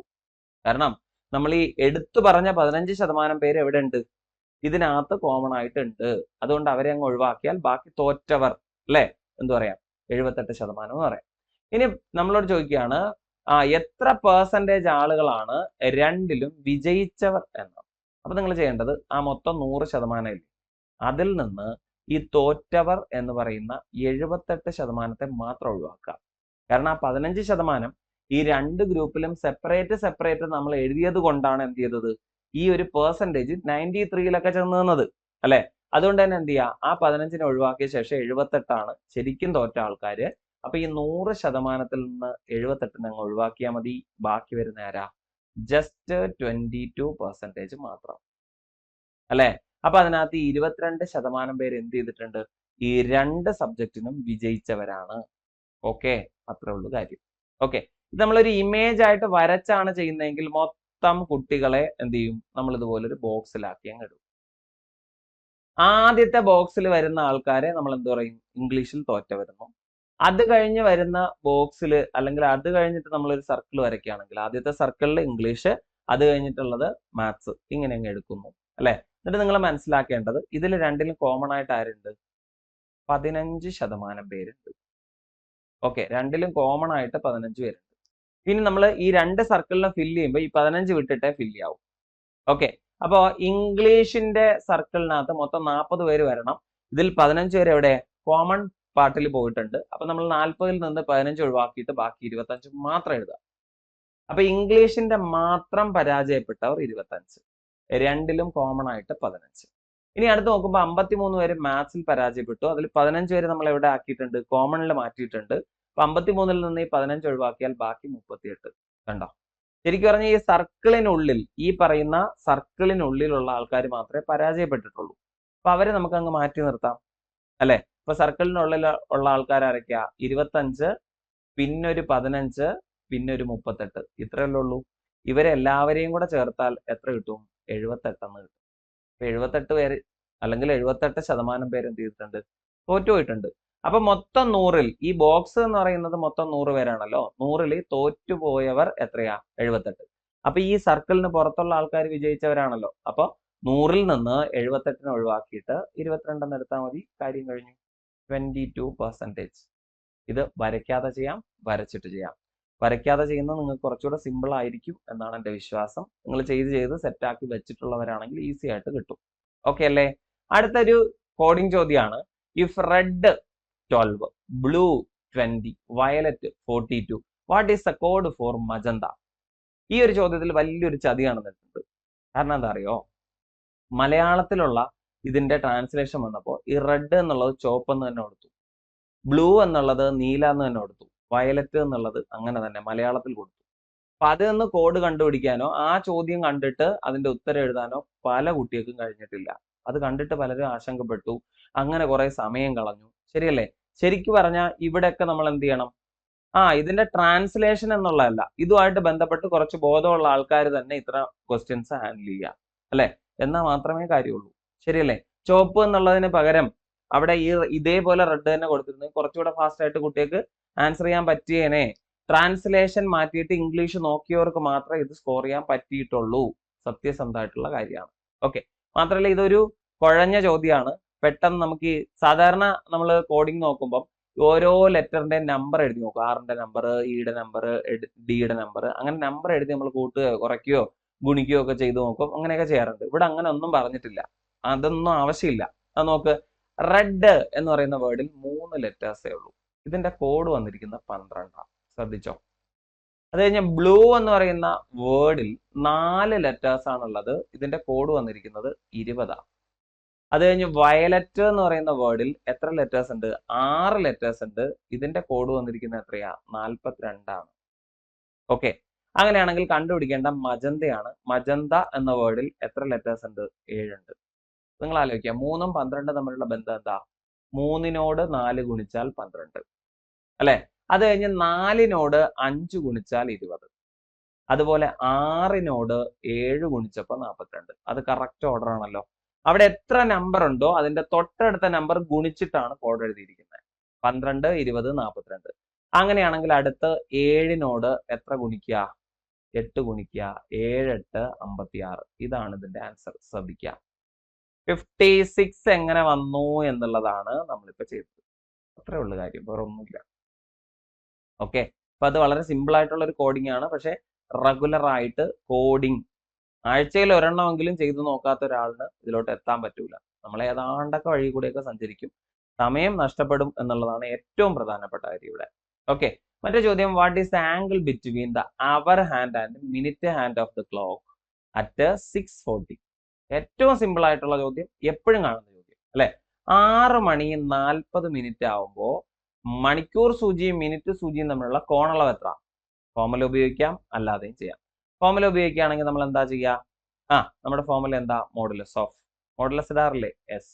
എങ്ങനെയാ? 30h മൈനസ് 11/2 m എന്ന തരത്തിൽ നമ്മൾ എഴുതാറുണ്ട് അല്ലെ. 30h 30 × 6 എത്രയാ? ഉറപ്പായിട്ടും 180 മൈനസ് 11/2 m 40 ആണല്ലോ. അപ്പൊ 40ന് 2 കൊണ്ട് വെട്ടിയാൽ 20 കിട്ടും. പിന്നെ നമുക്ക് 220 എന്ന തരത്തിൽ എഴുതാം. 180-ൽ നിന്ന് 220 കുറയ്ക്കാമോ? കുറച്ചാൽ നെഗറ്റീവ് വരും അല്ലെ. എത്ര കിട്ടാ? -40 എന്ന് കിട്ടും അല്ലെ. പിന്നെ ഇവിടെ മോഡുലസ് നമ്മൾ ഉപയോഗിക്കുന്നതുകൊണ്ട് ചിഹ്നം എഴുതണമെന്നില്ല. ആൻസർ എത്ര കിട്ടും? 40 ഡിഗ്രി എന്ന് കിട്ടും. എഴുതാം അല്ലെ. ഇതല്ലാതെ ഫോർമുല ഇല്ലാതെ നമ്മൾ ചെയ്യാറില്ലേ? ഉണ്ട്. അതെങ്ങനെയാ? 6:40 എന്നിട്ട് എഴുതി. ഇത് മണിക്കൂർ സൈഡും ഇത് മിനിറ്റ് സൈഡും ആണ് അല്ലെ. അപ്പൊ മണിക്കൂറിന്റെ സൈഡിൽ വരുന്നത് 6, മിനിറ്റിന്റെ സൈഡിൽ വരുന്നത് എത്രയാ? 40 മിനിറ്റിനെ സൂചിപ്പിക്കുന്ന 8 എന്ന നമ്പർ ഉണ്ടാ. 6ന്റെയും 8ന്റെയും വ്യത്യാസം എടുത്തെഴുതുക. 6ന്റെയും 8ന്റെയും വ്യത്യാസം എത്രയാ? 2. ഈ 2നെ ഒരു 30 കൊണ്ട് ഗുണിക്കുക. 2 × 30 എന്ന് പറയുന്നത് 60 ആണ്. അത് എഴുതി കഴിഞ്ഞു. ഇനി ചെയ്യേണ്ടത് ഇവിടെ എത്രയാണോ മിനിറ്റ് തന്നിട്ടുള്ളത് അതിന്റെ നേരെ പകുതി എടുക്കുക. മിനിറ്റ് 40 ആണ്. എന്റെ പകുതി എത്രയാ? 20. ഇതിന്റെ താഴേക്ക് എഴുതുക. നിങ്ങൾ നോക്കേണ്ടത് ഈ 2 സംഖ്യകൾ 6, 8. ഇതിൽ ആദ്യത്തെ സംഖ്യ ചെറുതോ വലുതോ? ആദ്യത്തെ സംഖ്യ ചെറുതോ വലുതോ? ആദ്യത്തെ സംഖ്യ ചെറുതാണെങ്കിൽ കുറച്ചെഴുതുക. ആദ്യത്തെ സംഖ്യ വലുതാണെങ്കിൽ കൂട്ടി എഴുതുക. അപ്പൊ ആദ്യത്തെ സംഖ്യ ചെറുതായത് കാരണം നമ്മൾ കുറയ്ക്കുന്നു. 60-ൽ നിന്ന് 20 പോയാൽ ബാക്കി വരുന്നത് 40. അപ്പൊ അതുകൊണ്ട് തന്നെ 40 ഡിഗ്രി. ഇങ്ങനെയും ചെയ്യാം കേട്ടോ. ഫോർമുല അല്ലെങ്കിൽ ഈ രീതിയിൽ ചെയ്യാം. നമ്മൾ ക്ലാസ്സിലും പറഞ്ഞിട്ടുള്ളതാണ്. മറ്റൊരു ചോദ്യം, A watch which is set correct at 5 AM gains 2 minutes in every 30 minutes. What is the actual time when the watch shows 10:20 AM on the same day? ഇതിനകത്ത് വേറെ കൺഫ്യൂഷൻ്റെ ഒന്നും ആവശ്യമില്ല. ഇംഗ്ലീഷ് ക്വസ്റ്റ്യൻ വായിച്ചവർക്ക് ഒരു കുഴപ്പമില്ലാതെ ചെയ്യാൻ പറ്റി. ഇതിന്റെ ട്രാൻസ്ലേഷൻ വരുമ്പോൾ ചെറിയ കൺഫ്യൂഷൻ ഉണ്ടാകുന്നുണ്ട്. രാവിലെ 5 മണിക്ക് ഒരു വാച്ച് നമ്മൾ കറക്റ്റ് ചെയ്യുന്നു. ഈ വാച്ചിന്റെ പ്രത്യേകത എന്താണെന്ന് വെച്ചാൽ പിന്നീട് വരുന്ന ഓരോ 30 മിനിറ്റിലും 2 മിനിറ്റ് എക്സ്ട്രാ ഓടും. 5:30 ആവുമ്പോഴത്തേക്ക് 5:32 എത്തും വാച്ച്. 6 മണിയാവുമ്പോൾ 6:04 എത്തും. ഇങ്ങനെ ഓരോ അരമണിക്കൂറിലും എന്ത് ചെയ്യുന്നുണ്ട്? 2 മിനിറ്റ് കൂടുതൽ ഓടുന്നുണ്ട്. അങ്ങനെയാണെങ്കിൽ ഈ ഒരു വാച്ചിൽ 10:20 എന്ന് കാണിക്കുമ്പോൾ ശരിക്കുള്ള സമയം എത്ര എന്നുള്ളതാണ് ചോദ്യം. വേറൊന്നുമില്ല. 5 മണിക്ക് കറക്റ്റ് ചെയ്തല്ലോ ആണ്. നിങ്ങൾ ഈ 10:20 വിട്ടേക്ക്. 10 മണി വരെ എടുക്കുക. ഓക്കെ, 5 മണി മുതൽ 10 മണി വരെ എടുക്കുകയാണ്. എത്ര മണിക്കൂറുണ്ട്? 5 മണിക്കൂറുണ്ടല്ലോ. എന്തായാലും ഉണ്ട്. ഇതിനകത്ത് ഓരോ അരമണിക്കൂറിലും അല്ലേ 2 മിനിറ്റ് വീതം ഈ ഒരു വാച്ച് ഗെയിൻ ചെയ്യുന്നത് ആണ്. അപ്പൊ ഈ 5 മണിക്കൂർ എടുക്കുമ്പോൾ അതിനകത്ത് എത്ര അരമണിക്കൂറിന്റെ സെറ്റ് ഉണ്ട്? 1 മണിക്കൂറിൽ 2 തവണ എന്നുള്ള രീതിയിൽ 5 മണിക്കൂറിനുള്ളിൽ എത്ര സെറ്റ് ഉണ്ട്? 10 സെറ്റ് ഉണ്ട്. അരമണിക്കൂറിന്റെ 10 സെറ്റ്. ഓരോ സെറ്റിലും 2 മിനിറ്റ് ഗെയിൻ ചെയ്യുന്നുണ്ടല്ലോ. ഉണ്ട്. അപ്പൊ 2 മിനിറ്റ് വെച്ച് ഈ 10 സെറ്റിലായപ്പോ മൊത്തം 20 മിനിറ്റ് എക്സ്ട്രാ ഓടിയില്ലേ ഈ വാച്ച്? ഇത്രയേ ഉള്ളൂ കാര്യം. 10 മണിയായപ്പോഴേക്കും 20 മിനിറ്റ് കൂടുതൽ ഓടിയിട്ടുണ്ടോ? ഉണ്ട്. അങ്ങനെയാണെങ്കിൽ ഇപ്പൊ വാച്ചിൽ കാണിക്കുന്ന സമയം 10:20 ആയിരിക്കുമല്ലോ. കറക്റ്റ് അല്ലേ? ചോദ്യത്തിൽ തന്നിട്ടുണ്ടോ? ഉണ്ട്. കഴിഞ്ഞു. ഇത്രേ ഉള്ളൂ. മനസ്സിലായോ? ഇപ്പൊ 10:20 ചോദ്യത്തിൽ കാണിക്കുന്നുണ്ട് എങ്കിൽ, അല്ലെങ്കിൽ ആ ചോദ്യത്തിൽ പറഞ്ഞിട്ടുണ്ട് വാച്ചിൽ കാണിക്കുന്ന സമയമാണ് എങ്കിൽ, ഇപ്പോൾ ആക്ച്വൽ ടൈം എത്ര ആയിട്ടുള്ളൂ? 10 മണി ആയിട്ടുള്ളൂ. കാരണം 5 മണിക്കൂറേ ഓടിയിട്ടുള്ളൂ. 5 മണിക്കൂർ വാച്ച് ഓടുമ്പോൾ തന്നെ എന്ത് ചെയ്തിട്ടുണ്ട്? 20 മിനിറ്റ് കൂടുതൽ ഓടിയിട്ടുണ്ട്. അതുകൊണ്ട് തന്നെ വാച്ചിൽ ഇപ്പോൾ കാണിക്കുന്ന സമയം 10:20 ആണെങ്കിൽ കൃത്യസമയം എന്ന് പറയുന്നത് 10 മണിയായിരിക്കും. രാവിലെ 10 മണിയാവുമ്പോഴേക്കും വാച്ച് എവിടെ എത്തിയിട്ടുണ്ടാവും? 10:20. കാരണം 1 മണിക്കൂർ ആകുമ്പോൾ തന്നെ എത്ര? 4 മിനിറ്റ്. 2 മണിക്കൂർ ആയപ്പോൾ തന്നെ 8 മിനിറ്റ്. ശരിയല്ലേ? 3 മണിക്കൂർ ആകുമ്പോൾ തന്നെ എത്രയായി? അത് 4 എന്നുള്ളത് എന്തായാവും? 8 പിന്നെ 12. ശരിയല്ലേ? അത് കഴിഞ്ഞിട്ട് 4 മണിക്കൂർ ആകുമ്പോഴത്തേക്ക് 3 മണിക്കൂർ ആയപ്പോൾ 12, 4 മണിക്കൂർ ആകുമ്പോൾ 16, അതുപോലെ 5 മണിക്കൂർ ആകുമ്പോൾ 20 മിനിറ്റ് കൂടുതൽ ഓടുമല്ലോ. ആ ഒരു ക്രമത്തിൽ ഓർത്താൽ മതി. കേട്ടോ, വേറെ കാര്യമൊന്നുമില്ല. എത്ര കൂടുതൽ ഓടുന്നു എന്നുള്ളത് കൃത്യമായിട്ട് ഗ്യാപ്പ് നോക്കി അങ്ങ് എഴുതിയാൽ മതി. എന്നിട്ട് ഓർക്കുക, ഇത് ഗെയിൻ ചെയ്യാണ്. ആ വാച്ച് എന്താണ്, കൂടുതൽ ഓടുകയാണ്. അപ്പൊ ആ സമയത്ത് നമ്മൾ കുറച്ച് വേണം എഴുതാൻ. ഒരുപാട് പേർക്ക് 10:40 എന്ന് എഴുതി തെറ്റിക്കേണ്ടി വന്നിട്ടുണ്ട്. അവരെന്താ ചിന്തിച്ചേ, വാച്ച് പുറകിലോട്ട് പോകുന്നു എന്നുള്ള രീതിയിലാണ് ചിന്തിച്ചേ, അല്ലെ? 10:40 ആയ സമയത്ത്, എന്നാൽ പോലും ആ ലോജിക്ക് കൃത്യമല്ല. പലരും ആ 20ന്റെ ഗ്യാപ്പ് എടുത്തു, എന്നിട്ട് ഈ 10:20 കൂട്ടി എഴുതി. 20 കറക്റ്റ് ആയിട്ട് അവർ കണ്ടെത്തി. പകരം 20 എന്ത് ചെയ്യണം, 10:20 എന്ന് കുറയ്ക്കണം. അവരത് ചെയ്തില്ല. എന്ത് ചെയ്തു, കൂട്ടി എഴുതി. അങ്ങനെ തെറ്റിപ്പോയി കേട്ടോ. അത് മലയാളം മീഡിയം ക്വസ്റ്റ്യൻ വായിച്ചവർക്കാണ് കൂടുതൽ അത് പറ്റിയത്. അടുത്തൊരു ചോദ്യം, the average of 6 consecutive even numbers is 25. What is the difference between the largest and the smallest of these numbers? ഇവിടുത്തെ ഏറ്റവും വലിയ അബദ്ധം എന്താ അറിയോ, ഈ ചോദ്യത്തിനകത്ത് നമ്മൾ നമ്പർ എഴുതി ചെയ്തു. ഇതിന്റെ ആവശ്യമേ ഇല്ല. ഇവിടെ കോൺസിക്യൂട്ടീവ് ആയിട്ടുള്ള 6 എന്ത് നമ്പേഴ്സ് ആണ്, ഈവൻ നമ്പേഴ്സ് ആണല്ലോ. തുടർച്ചയായ 6 ഈവൻ നമ്പേഴ്സ് ആണ്, അല്ലെ?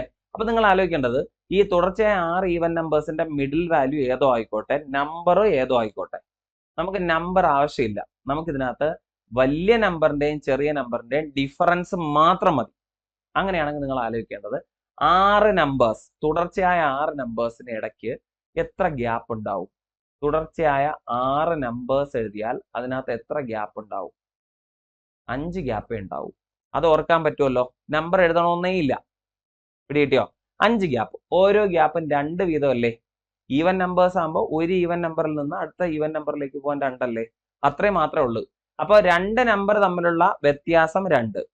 ഇതുപോലെ ഈ പറഞ്ഞ 5 സംഖ്യകളാണോ? അല്ല, 6 സംഖ്യകളാണ്. 6 സംഖ്യകൾക്കിടയിൽ എത്ര ഗ്യാപ്പ് വരുന്നുണ്ട് എന്ന് വെച്ചാൽ 5 എണ്ണം. എത്ര ഗ്യാപ്പ്? 5. ഇതിൽ ഓരോ ഗ്യാപ്പ് എത്ര വീതം? 2 വീതം. അപ്പൊ 5 × 2 10. ഇത്രയേ ഉള്ളൂ കാര്യം. ഇത് മാത്രം എഴുതിയാൽ മതി. പലരും ഇവിടെ നമ്പേഴ്സ് പോലും എഴുതിയിട്ട് അത് തെറ്റിച്ചിട്ടുണ്ട്. അങ്ങനെ ഇവിടെ നമുക്ക് അങ്ങനെ ചെയ്താലും കുഴപ്പമൊന്നുമില്ല. ഇവിടുത്തെ ആവറേജ് എന്ന് പറയുന്നത് 25 മിഡിൽ നമ്പറാണ്. അത് അവിടെ കിടക്കട്ടെ. ആവറേജ് മിഡിൽ നമ്പർ ആണ്, പക്ഷെ ഇതെന്താണ്, ഒരു ഓഡ് നമ്പർ ആണ്. അതുകൊണ്ട് തന്നെ ഈ 6 സംഖ്യകൾ ഏതൊക്കെയെന്ന് എഴുതാൻ നമ്മൾ ഇങ്ങനെ എഴുതുക, 26, 28, 30 എന്ന് മുകളിലേക്ക് 3 വരെ എഴുതുക, അല്ലെ? ഇത് മിഡിൽ നമ്പർ അല്ലേ? ഇനി ഇതിന്റെ താഴേക്ക് അല്ലെങ്കിൽ ഇതിന്റെ ലെഫ്റ്റിലേക്ക് 3 വരെ എഴുതുക. അതാരൊക്കെയാ? 24, പിന്നെ ആര് വരുന്നുണ്ട്? 22, പിന്നെ ആര് വരുന്നുണ്ട്? 20. ഇതിലെ ചെറിയ നമ്പർ 20ഉം വലിയ നമ്പർ 30ഉം അല്ലേ? ഇവർ തമ്മിലുള്ള വ്യത്യാസമാണ് നമ്മളോട് ചോദിച്ചിരിക്കുന്നത്. Smallest and largest. വ്യത്യാസം 10 അല്ലേ? ഇതിപ്പോ സംഖ്യ എഴുതണമെന്ന് നിർബന്ധമുണ്ടോ? നമുക്കൊരു വിധം ലോജിക് ഉണ്ടായിരിക്കണമെന്നേ ഉള്ളൂ. എത്ര പേരുണ്ട്? 6 പേരുണ്ട്. ഗ്യാപ്പ് എത്രയുണ്ട്? 5. ഓരോ ഗ്യാപ്പും 2 അല്ലേ? അപ്പൊ 5 × 2 10. തീർന്നു. അത്രേ ഉള്ളൂ. അടുത്തൊരു ചോദ്യം, 40 friends at a marriage party shook hands with each other only once. ഇവരെന്ത് ചെയ്യാണ്? ഷെയ്ക്ക് ഹാൻഡ് കൊടുക്കുകയാണ് കേട്ടോ. ഒരു പാർട്ടിയിൽ വെച്ച് 40 സുഹൃത്തുക്കളുണ്ട്. അതിൽ ഓരോരുത്തരും പരസ്പരം ഓരോ തവണ മാത്രം ഷെയ്ക്ക് ഹാൻഡ് ചെയ്യുന്നു, ഹസ്തദാനം കൊടുക്കുന്നു എന്നുള്ളതാണ്. Find the number of shake hands. എത്ര ഹസ്തദാനം നടന്നു എന്നാണ് നമ്മൾ സ്ഥിരമായി പഠിക്കാറുണ്ട്. ഇതിന്റെ ഇക്വേഷൻ എന്താ? n × n-1/2. കേൾക്കാറില്ലേ? കേട്ടിട്ടില്ലേ? ഉണ്ട്. ഇവിടെ എത്ര പേരുണ്ട്? 40 പേരുണ്ട്. അതുകൊണ്ട് തന്നെ നമ്മൾ എന്ത് ചെയ്യുക? 40 × 39/2 എന്ന് മാത്രം ഇവിടെ എഴുതിയാൽ മതി. n × n-1/2. ശരിയല്ലേ? അപ്പൊ ഇവിടെ എന്ത് ചെയ്യാ? ഈ 40നെയും ഈ ഒരു 2നെയും കൂടെ ക്യാൻസൽ ചെയ്താൽ നമുക്ക് 20 എന്ന് എഴുതാം. 39നെ 2 കൊണ്ട് ഗുണിക്കുക. 39 × 2 എത്രയാ? 78 ആണ്. ഒരു 0 കൂടെ ഇട്ട് കൊടുത്താൽ മതി. അപ്പൊ അവിടെ എത്ര ഷെയ്ക്ക് ഹാൻഡ്സ് ഉണ്ടായിട്ടുണ്ട് എന്ന് ചോദിച്ചാൽ 780, 780 ഷെയ്ക്ക് ഹാൻഡ്സ്. പിടികിട്ടിയോ? ഇത് നമ്മൾ നമ്പർ സീരീസ് പഠിക്കുന്ന സമയത്ത് പറയുന്നതാ, അല്ലെ? Shake hands. പിന്നെ ഇതിന്റെ കൂട്ടത്തിൽ തന്നെ സമ്മാന പൊതികൾ. എല്ലാവരും സമ്മാന പൊതികൾ കൈമാറുന്നുവെങ്കിൽ എത്ര എണ്ണം? അവിടെ എന്താ ചെയ്യാ? അവിടെ /2 വേണ്ട, n × n-1 മാത്രം മതി. ഇവിടെ ഷെയ്ക്ക് ഹാൻഡ് ആയതുകൊണ്ട് എന്ത് ചെയ്യാ? /2ഉം കൂടെ കൊടുക്കുക എന്നുള്ളതാണ് കേട്ടോ. അത്രയേ ഉള്ളൂ ആൻസർ. അടുത്തൊരു ചോദ്യം, 2 numbers are in the ratio 3:5. If each number is increased by 10, then the ratio becomes 5:7. The numbers are. ഭയങ്കര സിമ്പിൾ ചോദ്യം. ഇതിനകത്ത് എക്സും വൈയും ഒന്നും ഇട്ട് ഈ ഒരു ചോദ്യത്തെ അങ്ങ് നമ്മൾ ഇല്ലാത്ത പ്രാധാന്യം കൊടുക്കരുത് കേട്ടോ. അപ്പൊ ആ 2 സംഖ്യകൾ എയും ബിയും ആണെന്ന് വിചാരിക്കുക. നമുക്കറിയില്ല ഇവർ തമ്മിലുള്ള അംശബന്ധം എന്താണ്? 3:5 എന്ന് തന്നിരിക്കുക. രണ്ട് സംഖ്യകൾ തമ്മിലുള്ള അംശബന്ധം 3:5. അപ്പം ആദ്യത്തെ സംഖ്യ 3, അടുത്ത സംഖ്യ 5 എന്ന് വിചാരിക്കും. പക്ഷെ സംഖ്യ അങ്ങനെയല്ല. നമ്മളിത് സാധാരണഗതിയിൽ 3x 5x എന്നൊക്കെ എഴുതും. ഇവിടെ അതിന്റെ ആവശ്യമില്ല, അതുകൊണ്ട് എഴുതിയില്ല കേട്ടോ. ഇതിലെ രണ്ടിലും നമ്മൾ 10 വീതം കൂട്ടുക. ഈ 3 യൂണിറ്റ് ഉള്ളതിലും 5 യൂണിറ്റ് ഉള്ളതിലും നമ്മൾ 10 വീതം കൂട്ടിയപ്പോൾ ഇതിന്റെ അംശബന്ധം റേഷ്യോ എന്നത് 5:7 ആയിട്ട് മാറി. 3:5 ആയിരുന്നത് 5:7 എന്ന് വെച്ചാൽ ഈ 3 യൂണിറ്റിൽ നിന്ന് 5ലേക്ക് വന്നപ്പോൾ എത്ര കൂടി? 10 കൂടി. ഈ 5 യൂണിറ്റിൽ നിന്ന് 7ലേക്ക് വന്നപ്പോഴും 10 കൂടി. ആലോചിക്കുക അല്ലെ? ആദ്യം ഉണ്ടായിരുന്ന 3:5 അതിൽ നിന്ന് നേരെ നമ്മൾ 5 അല്ലെങ്കിൽ 5:7 മാറി. ഓക്കെ ആണല്ലോ? ഇവിടുത്തെ പ്രത്യേകത നിങ്ങൾ ശ്രദ്ധിച്ചായിരുന്നോ? 3 നിന്ന് 5ലേക്ക് വന്നപ്പോഴും 2 യൂണിറ്റ് കൂടി, 5ൽ നിന്ന് 7ലേക്ക് വന്നപ്പോഴും 2 യൂണിറ്റ് കൂടി അല്ലെ? അപ്പൊ അംശബന്ധത്തിന്റെ ആ ഒരു വ്യത്യാസത്തിൽ അല്ലെങ്കിൽ ആ ഒരു ഗ്യാപ്പിൽ വ്യത്യാസം ഇല്ല. ശരിയല്ലേ? ആ ഗ്യാപ്പ് എടുക്കുമ്പോൾ കറക്റ്റ് ആയിട്ട് നമുക്ക് വന്നിട്ടുണ്ട്. അല്ലെങ്കിൽ 3ഉം 5ഉം തമ്മിലുള്ള അകലം എത്രയാ? 2 യൂണിറ്റ്. 5ഉം 7ഉം തമ്മിലുള്ള അകലം എത്രയാ? 2 യൂണിറ്റ്. അത് കറക്റ്റ് ആയിട്ട് കിട്ടിയിട്ടുണ്ടെങ്കിൽ ഒരു ടെൻഷനും വേണ്ട. നിങ്ങൾ ആലോചിക്കുക, ആദ്യത്തെ നമ്പർ 3 യൂണിറ്റിൽ നിന്ന് 5 യൂണിറ്റിലേക്ക് വന്നപ്പോൾ എത്ര കൂടി? 2 യൂണിറ്റ് കൂടി. എത്ര കൂടിയേ? 2 യൂണിറ്റ്. 2 യൂണിറ്റ് എന്ന് പറയുന്നത് 10 അല്ലേ? ആണ്. അത് കഴിഞ്ഞ് ഇവിടെ നോക്കിയേ, 5ൽ നിന്ന് 7ലേക്ക് വന്നു. അവിടെയും 2 യൂണിറ്റല്ലേ കൂടിയേ? എത്ര കൂടി? 10. അപ്പൊ 2 യൂണിറ്റ് എന്ന് പറയുന്നത് 10. അങ്ങനെയാണെങ്കിൽ 1 യൂണിറ്റ് എന്ന് പറയുന്നത് ഉറപ്പായിട്ടും 5 ആയിരിക്കൂലേ? 2 യൂണിറ്റ് എന്ന് പറയുന്നത് 10 ആണെങ്കിൽ 1 യൂണിറ്റ് 5 ആയിരിക്കും. അപ്പൊ ഇനി സംഖ്യകൾ ആരൊക്കെ എന്ന് വെച്ചാൽ, എ എന്ന ആദ്യത്തെ സംഖ്യ ആരാന്ന് വെച്ചാൽ 3 യൂണിറ്റ് അല്ലേ? അപ്പൊ 3 × 5 15. എ എന്ന ആദ്യത്തെ സംഖ്യ 3 യൂണിറ്റ് ആണ്. 3 5 15. ബി എന്ന രണ്ടാമത്തെ സംഖ്യ എന്ത് എന്ന് ചോദിച്ചാൽ 5 യൂണിറ്റ് ആണ് അല്ലെ?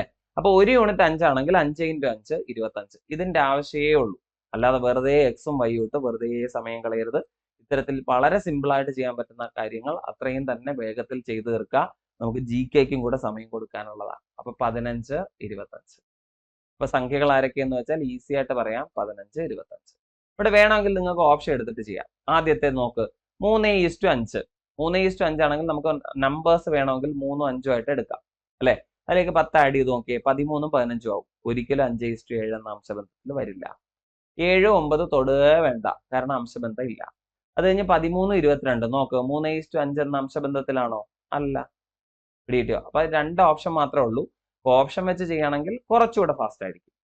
പിടികിട്ടിയോ? ഇതിപ്പം അത് ചെയ്ത ഒരു രീതിയാണ് നിങ്ങൾക്ക് ഞാൻ പരിചയപ്പെടുത്തുന്നത് കേട്ടോ. ഇതിനകത്തൊന്നും ആവശ്യമില്ലാതെ എക്സും വൈയും കൊണ്ടിട്ട് എഴുതിയിട്ട് നമ്മുടെ സമയം നമ്മളായിട്ട് കളയരുത്. അത്രേ ഉള്ളൂ. അടുത്തൊരു ചോദ്യം, A contractor employed 210 men to complete a construction work in 60 days. ഒരു കോൺട്രാക്ടർ 210 ആളുകളെ നിയോഗിച്ചു. എന്തിനാ? 60 ദിവസം കൊണ്ട് ഒരു ജോലി തീർക്കാൻ. After 12 days he added 70 more men.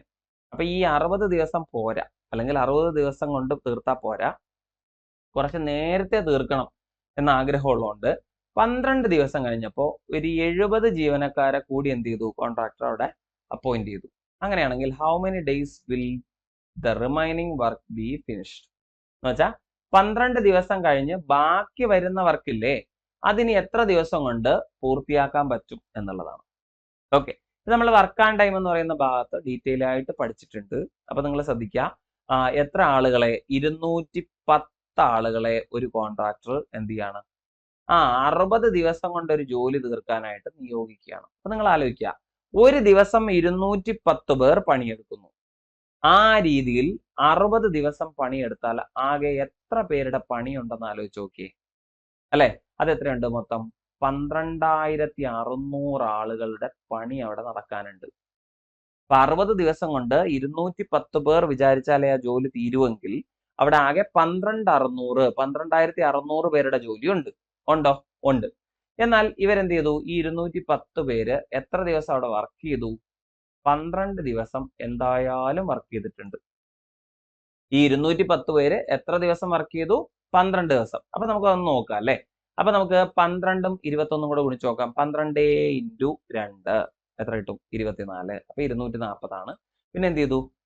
12 × 1 അപ്പൊ എത്ര കിട്ടി? ഒരു 12 കൂടെ കൊടുക്കുക അല്ലെ? അപ്പൊ 252. അപ്പൊ 252ഉം ഒരു 0. അപ്പൊ 2520 പേരുടെ ജോലി ഈ 12 ദിവസം കൊണ്ട് ചെയ്തു തീർത്തു. അപ്പൊ നമ്മുടെ ടാർഗറ്റ് എന്ന് പറയുന്നത് 12600 പേരുടെ ജോലിയാണ്. ഈ 12 ദിവസം കൊണ്ട് ഈ 210 പേർ ചേർന്നപ്പോൾ ആകെ എത്ര പേരുടെ ജോലി കംപ്ലീറ്റ് ആയി? 2520 പേരുടെ ജോലി കംപ്ലീറ്റ് ആയി. ഇനി എത്ര മിച്ചമുണ്ട് എന്ന് ചോദിച്ചാൽ ഇനിയുള്ളത് 10080 പേരുടെ ജോലി മിച്ചമുണ്ട്, ബാലൻസ്. ഇനി ചെയ്തു തീർക്കാനുള്ള ജോലി എത്രയാ? 10080 പേരുടെ ജോലിയാണ്, ആണല്ലോ. ഇത് ചെയ്യാനായിട്ട് എത്ര ജോലിക്കാരുണ്ട്? നിലവിൽ 210 ജീവനക്കാരുണ്ട്. അതിലേക്ക് എത്ര പേരെ കൂടി കൊണ്ടുവന്നു? 70 ജീവനക്കാരെ കൂടി കൊണ്ടുവന്നു. അപ്പൊ മൊത്തം നിലവിൽ ഉണ്ടായിരുന്നതിനേക്കാൾ 70 കൂടി ചേർത്താൽ 280 ജീവനക്കാർ എന്ത് ചെയ്യുന്നുണ്ട്? ഇപ്പൊ അവിടെ ഉണ്ട്. 280 ജീവനക്കാർ ഈ ഒരു ജോലി ചെയ്യാനായിട്ടുണ്ട്. എത്ര ജോലി ചെയ്യാൻ? ഈ 10080 ജോലി ചെയ്യാനായിട്ടുണ്ട്. അപ്പൊ 10080 ജോലി നമ്മൾ ഒരു 280 ജീവനക്കാരെ കൊണ്ട് ചെയ്യിക്കാൻ പോവാം. ഓക്കെ, അപ്പൊ നമുക്ക് എന്ത് ചെയ്യാം? ഇതൊന്ന് 0 കട്ട് ചെയ്തു. ഇനി നമുക്ക് എന്ത് ചെയ്യാം? ഇത് ചെറുതാക്കാം, അല്ലെ? ഇത് പരമാവധി ചെറുതാക്കി ചെയ്യാം. ഇപ്പൊ 1008 എന്ന് പറയുന്ന സംഖ്യ നമുക്ക് 4 കൊണ്ട് ഡിവൈഡ് ചെയ്യാം. ഈസി ആയിട്ട് ചെയ്യാവുന്നേ ഉള്ളൂ, അല്ലെ? 1000നെ 4 കൊണ്ട് ഡിവൈഡ് ചെയ്താൽ തന്നെ എത്ര കിട്ടും? 250. 8നെയും കൂടെ ഡിവൈഡ് ചെയ്താൽ 252 എന്ന് കിട്ടും. 28നെ നമുക്ക് എന്ത് ചെയ്യാം? 4 കൊണ്ട് ഡിവൈഡ് ചെയ്തിട്ട് 7 എന്ന് എഴുതാം. ഇനി ഈസി ആയിട്ട് ഡിവൈഡ് ചെയ്യാം. 25ൽ എത്ര 7 ഉണ്ട് എന്ന് വെച്ചാൽ 3 എണ്ണം ഉണ്ട്. ബാക്കി എത്ര വരുന്നുണ്ട്? 42 വരുന്നുണ്ട്. 42ൽ എത്ര എണ്ണം? 6. അപ്പൊ ഇനി എത്ര ദിവസങ്ങൾ കൂടി വേണം?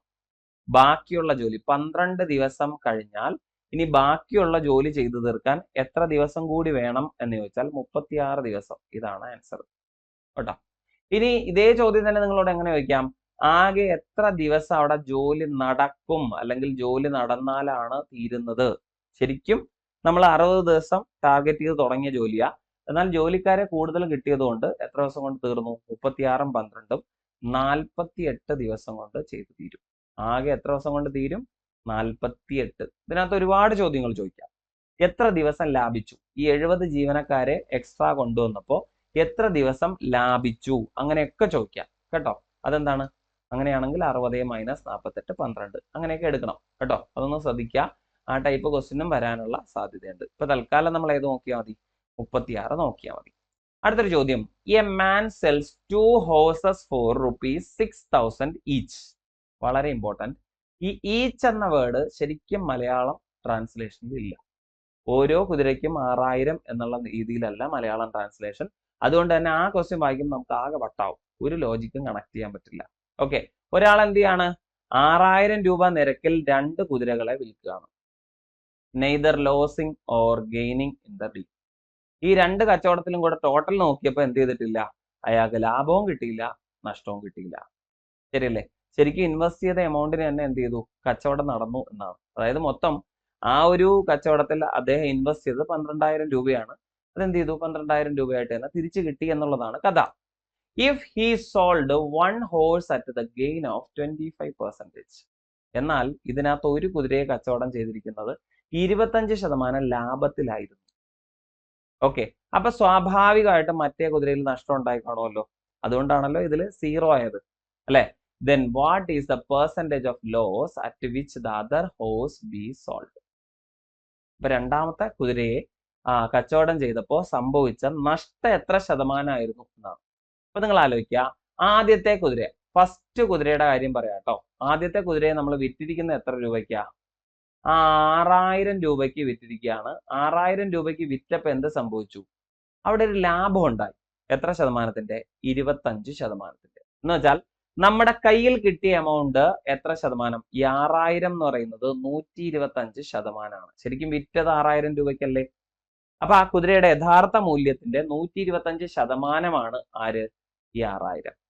അപ്പൊ ശരിക്കും ആ കുതിരയുടെ യഥാർത്ഥ മൂല്യം എന്തായിരുന്നു? അല്ലെങ്കിൽ ആ കുതിരയുടെ കോസ്റ്റ് പ്രൈസ് എന്തായിരുന്നു എന്ന് ചോദിച്ചാൽ 6000 ഡിവൈഡഡ് ബൈ, കണ്ടോ, 6000നെ 125 കൊണ്ട് ഡിവൈഡ് ചെയ്യുക, എന്നിട്ട് ഒരു 100 കൊണ്ട് മൾട്ടിപ്ലൈ ചെയ്താൽ മതി.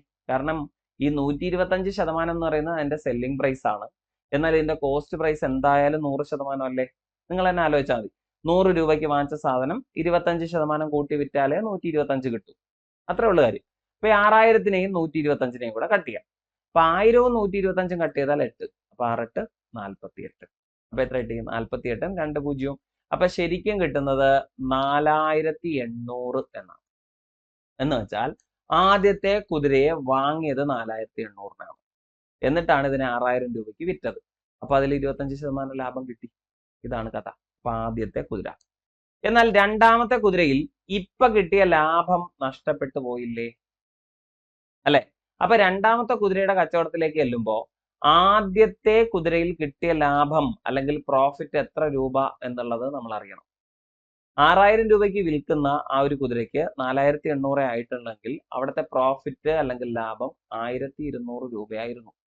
ഈ 1200 എവിടെ കിട്ടിയപ്പോ? ആദ്യത്തെ കുതിരയിൽ കിട്ടിയപ്പോ രണ്ടാമത്തെ കുതിരയിൽ അത് നഷ്ടപ്പെട്ടു. അപ്പൊ നിങ്ങൾ മനസ്സിലാക്കേണ്ടത് രണ്ടാമത്തെ കുതിരയും 6000 രൂപയ്ക്ക് തന്നെയാണ് നമ്മൾ എന്ത് ചെയ്തത്? വിറ്റത്. പക്ഷേ അതിൽ എത്ര നഷ്ടപ്പെട്ടു? 1200 രൂപ നഷ്ടപ്പെട്ടു. 6000-ൽ നമുക്ക് എത്ര നഷ്ടപ്പെട്ടു? 1200 നഷ്ടപ്പെട്ടു. പെട്ടു. അപ്പോ ശരിക്കും ഇതിന്റെ കോസ്റ്റ് പ്രൈസ് അല്ലെങ്കിൽ ആ രണ്ടാമത്തെ കുതിര വാങ്ങിയത് 7200 രൂപയ്ക്കായിരുന്നു. ഇതാണ് ഇതിന്റെ കഥ. എത്രയാണ്? 7200 രൂപയ്ക്ക് ഈ രണ്ടാമത്തെ കുതിര വാങ്ങിയിരുന്നു, അല്ലെ? അതിൽ എത്ര നമുക്ക് നഷ്ടപ്പെട്ടു? 1200 രൂപ നഷ്ടപ്പെട്ടു. അപ്പൊ അതിന്റെ ശതമാനം കണ്ടുപിടിക്കുക. നഷ്ടത്തിന്റെ ശതമാനം, അല്ലെ? അപ്പൊ ഇവിടെ നഷ്ടത്തിന്റെ ശതമാനം കണ്ടുപിടിക്കാൻ 1200 നഷ്ടം അത് അതുപോലെ എഴുതി, 7200 അതിന്റെ കോസ്റ്റ് പ്രൈസ് അതുപോലെ എഴുതി താഴെ, എന്നിട്ട് ഇൻറ്റു 100 കൊടുത്തു. ഓക്കെ, സീറോസ് നമ്മളങ്ങ് വെട്ടിപ്പോയി. ഈ 12-നെയും 72-നെയും കൂടെ ക്യാൻസൽ ചെയ്താൽ 6 എന്ന് കിട്ടും. അപ്പൊ നമുക്ക് ശരിക്കും ഇവിടെ എഴുതാൻ പറ്റുന്നത് 100/6 എന്നാണ്, അല്ലേടാ? 100-നെ 6 കൊണ്ട് ഡിവൈഡ് ചെയ്താൽ ഇതിന്റെ ശതമാനം കിട്ടും. 100-നെ 6 കൊണ്ട് ഡിവൈഡ് ചെയ്യുന്നതിന് പകരം നമുക്ക് 50-നെ 3 കൊണ്ട് ഡിവൈഡ് ചെയ്താലും മതിയല്ലോ, അല്ലെ? ഇതിനെ തന്നെ 50-നെ 3 കൊണ്ട് ഡിവൈഡ് ചെയ്താൽ 16 2/3 എന്നെഴുതാം. 16ഉം 3-ൽ 2 എന്നെഴുതാം. അപ്പൊ 16ഉം 3-ൽ 2% എന്നെഴുതിക്കോ കേട്ടോ. അത്രേ ഉള്ളൂ. കിട്ടിയോ? അപ്പൊ ഈ രണ്ട് കച്ചവടം കണ്ടോ? സാധാരണഗതിയിൽ നമ്മളോട് പറയാറുള്ള ചോദ്യം, ഇത്തരത്തിലുള്ള ചോദ്യം വരുന്നത് എങ്ങനെയായിരിക്കും? ഒരു തുല്യ വിലയ്ക്ക് നമ്മൾ രണ്ട് സാധനങ്ങൾ വിറ്റപ്പോൾ ഒരെണ്ണത്തിൽ 30% ലാഭവും അടുത്തതിൽ 30% നഷ്ടവും വന്നു. അങ്ങനെയാണെങ്കിൽ ആകെ കച്ചവടത്തിൽ എന്ത് സംഭവിച്ചു? അതിന് നമ്മൾ ഫോർമുല തന്നെ കാണാതെ പഠിച്ചു വെച്ചിട്ടുണ്ട്. പക്ഷെ ഇവിടെ അങ്ങനെയല്ല. ഇവിടെ നമുക്ക് എന്താ തന്നത്? കച്ചവടം മൊത്തം നഷ്ടമാണെന്ന് തന്നു. എന്നിട്ട് ഒരു സ്ഥലത്തെ ലാഭം തന്നു, അടുത്ത സ്ഥലത്തെ നഷ്ടം കണ്ടെത്താൻ നമ്മളോട് ആവശ്യപ്പെടുമായിരുന്നു. ശരിയല്ലേ? അത് നമ്മൾ കണ്ടെത്തി കൊടുക്കേണ്ടി വന്നു. ശരിയല്ലേ? അപ്പൊ ഇവിടെ എന്താ നമ്മൾ ചെയ്തേ? 6000-ന്റെ അല്ലെ, 6000 എന്ന് പറയുന്ന ആ ഒരു എമൗണ്ടില് നമുക്ക് ലാഭം കിട്ടിയത് എന്ത്, അല്ലെങ്കിൽ ആ ലാഭത്തിന്റെ എമൗണ്ട് എത്രയാണെന്ന് ആദ്യം കണ്ടുപിടിച്ചു. ഓക്കെ, ആ ലാഭത്തിന്റെ എമൗണ്ട് കണ്ടുപിടിച്ച ശേഷം നമ്മൾ എന്ത് ചെയ്തു? അതിനെ ഏതിലേക്ക് കൊണ്ടുവരികയായിരുന്നു? നമ്മുടെ രണ്ടാമത്തെ കച്ചവടത്തിലെ നഷ്ടത്തിലേക്ക് കൊണ്ടുവരികയായിരുന്നു. അതാണ് ഇവിടെ സംഭവിച്ചത്. ഓക്കെ ആണ്, കുഴപ്പമില്ലാതെ ചെയ്യാൻ പറ്റിയിട്ടുണ്ട് എന്ന് വിചാരിക്കുന്നു. അപ്പൊ ആ ഒരു ചോദ്യത്തിന്റെ ഉത്തരം നമ്മൾ ഉറപ്പിക്കുന്നു. 16 2/3 എന്നുള്ളതാണ് അതിന്റെ ആൻസർ. ഓക്കെ ആണേ. അടുത്തൊരു ചോദ്യം. A box is to be filled with apples each weighing 1/10 kg. ഒരു ബോക്സിനകത്ത് നമ്മൾ ആപ്പിൾ നിറയ്ക്കുകയാണ്. ഓരോ ആപ്പിളിന്റെയും ഭാരം എന്ന് പറയുന്നത് 1/10 കിലോഗ്രാം ആണ്, 10-1. The weight of the box after filling the apple should not exceed 4/5 kg. ഈ ആപ്പിൾ ഫില്ല് ചെയ്ത് കഴിയുമ്പോൾ ഒരിക്കലും ഈ ബോക്സിന്റെ വെയിറ്റ് 4/5 അല്ലെങ്കിൽ 5-ൽ 4 കിലോഗ്രാമിന് മുകളിലേക്ക് പോകാനേ പാടില്ല. മാക്സിമം അത്രേ പോകാവൂ. What is the maximum number of apples that can be put inside the box? എന്ന് വെച്ചാൽ ഈ ഒരു ബോക്സിനകത്ത് ഇത്തരത്തിലുള്ള എത്ര ആപ്പിൾ നിറയ്ക്കാം? വേറൊന്നുമില്ല. ടോട്ടൽ വെയിറ്റ് എത്രയാ? 4/5 പറ്റത്തുള്ളൂ. ഒരു ആപ്പിളിന്റെ വെയിറ്റ് എത്രയാ? 1/10. അപ്പൊ നമ്മൾ 4/5-നെ 1/10 കൊണ്ട് ഡിവൈഡ് ചെയ്യുക, അത്രേ ഉള്ളൂ. ടോട്ടൽ വെയിറ്റ് നമുക്ക് 4/5 വരെ ആകാം, ആണല്ലോ മാക്സിമം. എന്നാൽ ഒരു ആപ്പിളിന്റെ വെയിറ്റ് എത്രയാ? 1/10, ഇത്രേ ഉള്ളൂ. അപ്പൊ നമ്മൾ എന്ത് ചെയ്യുക? 4/5 അതുപോലെ എഴുതുക. ഈ 1/10 കൊണ്ട് ഡിവൈഡ് ചെയ്യുന്നതിന് പകരം എന്ത് ചെയ്യുക? ഇൻറ്റു 10/1 കൊടുക്കുക. റെസിപ്രോക്കൽ എടുത്തിട്ട് മൾട്ടിപ്ലൈ 10/1 എന്ന് എഴുതണോ? വേണ്ട. ഈ ഒരു 5ഉം ഈ 10ഉം കൂടെ ക്യാൻസൽ ചെയ്യുക. 2 × 4 8. എത്ര ആപ്പിൾ നിറയ്ക്കാം? 8 എണ്ണം നിറയ്ക്കുമ്പോൾ തന്നെ വെയിറ്റ് എത്രയായിട്ട് മാറുന്നുണ്ട്?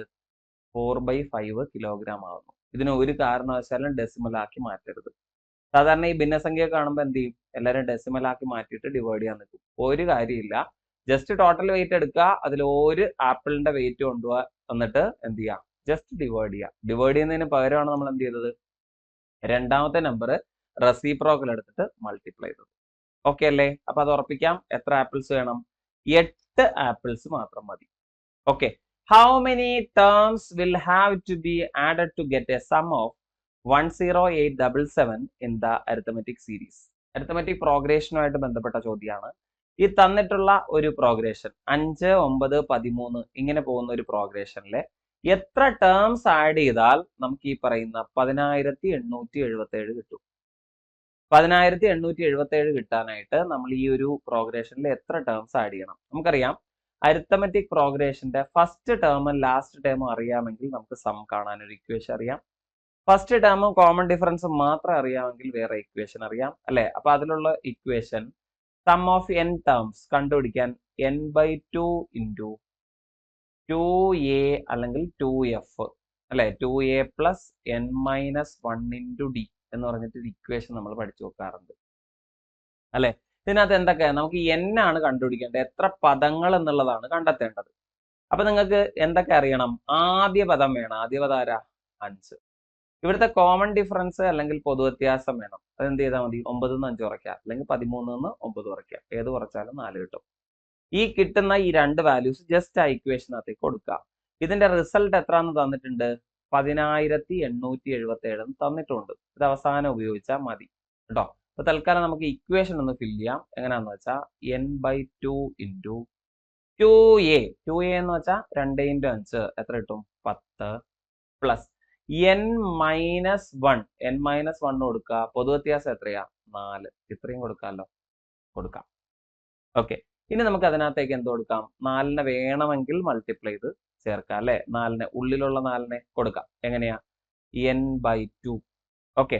ഈ ഉള്ളിലുള്ള 4 മൾട്ടിപ്ലൈ ചെയ്ത് ചേർക്കുന്നതിന് മുമ്പ് നമുക്ക് ഈ 10ൽ നിന്നും ഈ 4ൽ നിന്നും ഒരു 2നെ പുറത്തേക്ക് മാറ്റിയാലേ പുറത്തുള്ള ആ 2നെ നമുക്ക് ഒഴിവാക്കാം. അപ്പൊ 10ൽ നിന്ന് ഒരു 2, 4ൽ നിന്ന് ഒരു 2, രണ്ടിലെ ആ 2 ടേമില് കോമൺ ആയിട്ട് 2നെ പുറത്തേക്ക് മാറ്റിയാൽ, അപ്പൊ ഒരു 2നെ നമ്മൾ പുറത്ത് മാറ്റിയാൽ ബാക്കി ആരൊക്കെയുണ്ട്? 10ൽ നിന്ന് 2 മാറ്റിയാൽ 5. പിന്നെ വരുന്നത് ഒരു n-1 അല്ലേ? n-1 അല്ലെ? ഇതിന്റെ കൂടെ ഒരു 2 കൂടി കൊടുക്കാം. n-1 ഇൻറ്റു 4ന് പകരമാണ് നമ്മൾ എന്ത് കൊടുത്തത്? 2. ഈ ഒരു 2 ക്യാൻസൽ ചെയ്തു. പിന്നെ ആരാ വന്നേ? n അവിടെ കിടന്നോട്ടെ. പിന്നെ ഉള്ളിലുള്ള ആൾക്കാർ ആരൊക്കെയാ? ഇവിടെ ഒരു 5 ഉണ്ട്. പിന്നെ ഒരു n-ഉം -1 2. അപ്പൊ അതെങ്ങനെ എഴുതാടാ? 5 ഞാൻ അവിടെ തന്നെ എഴുതിയേ.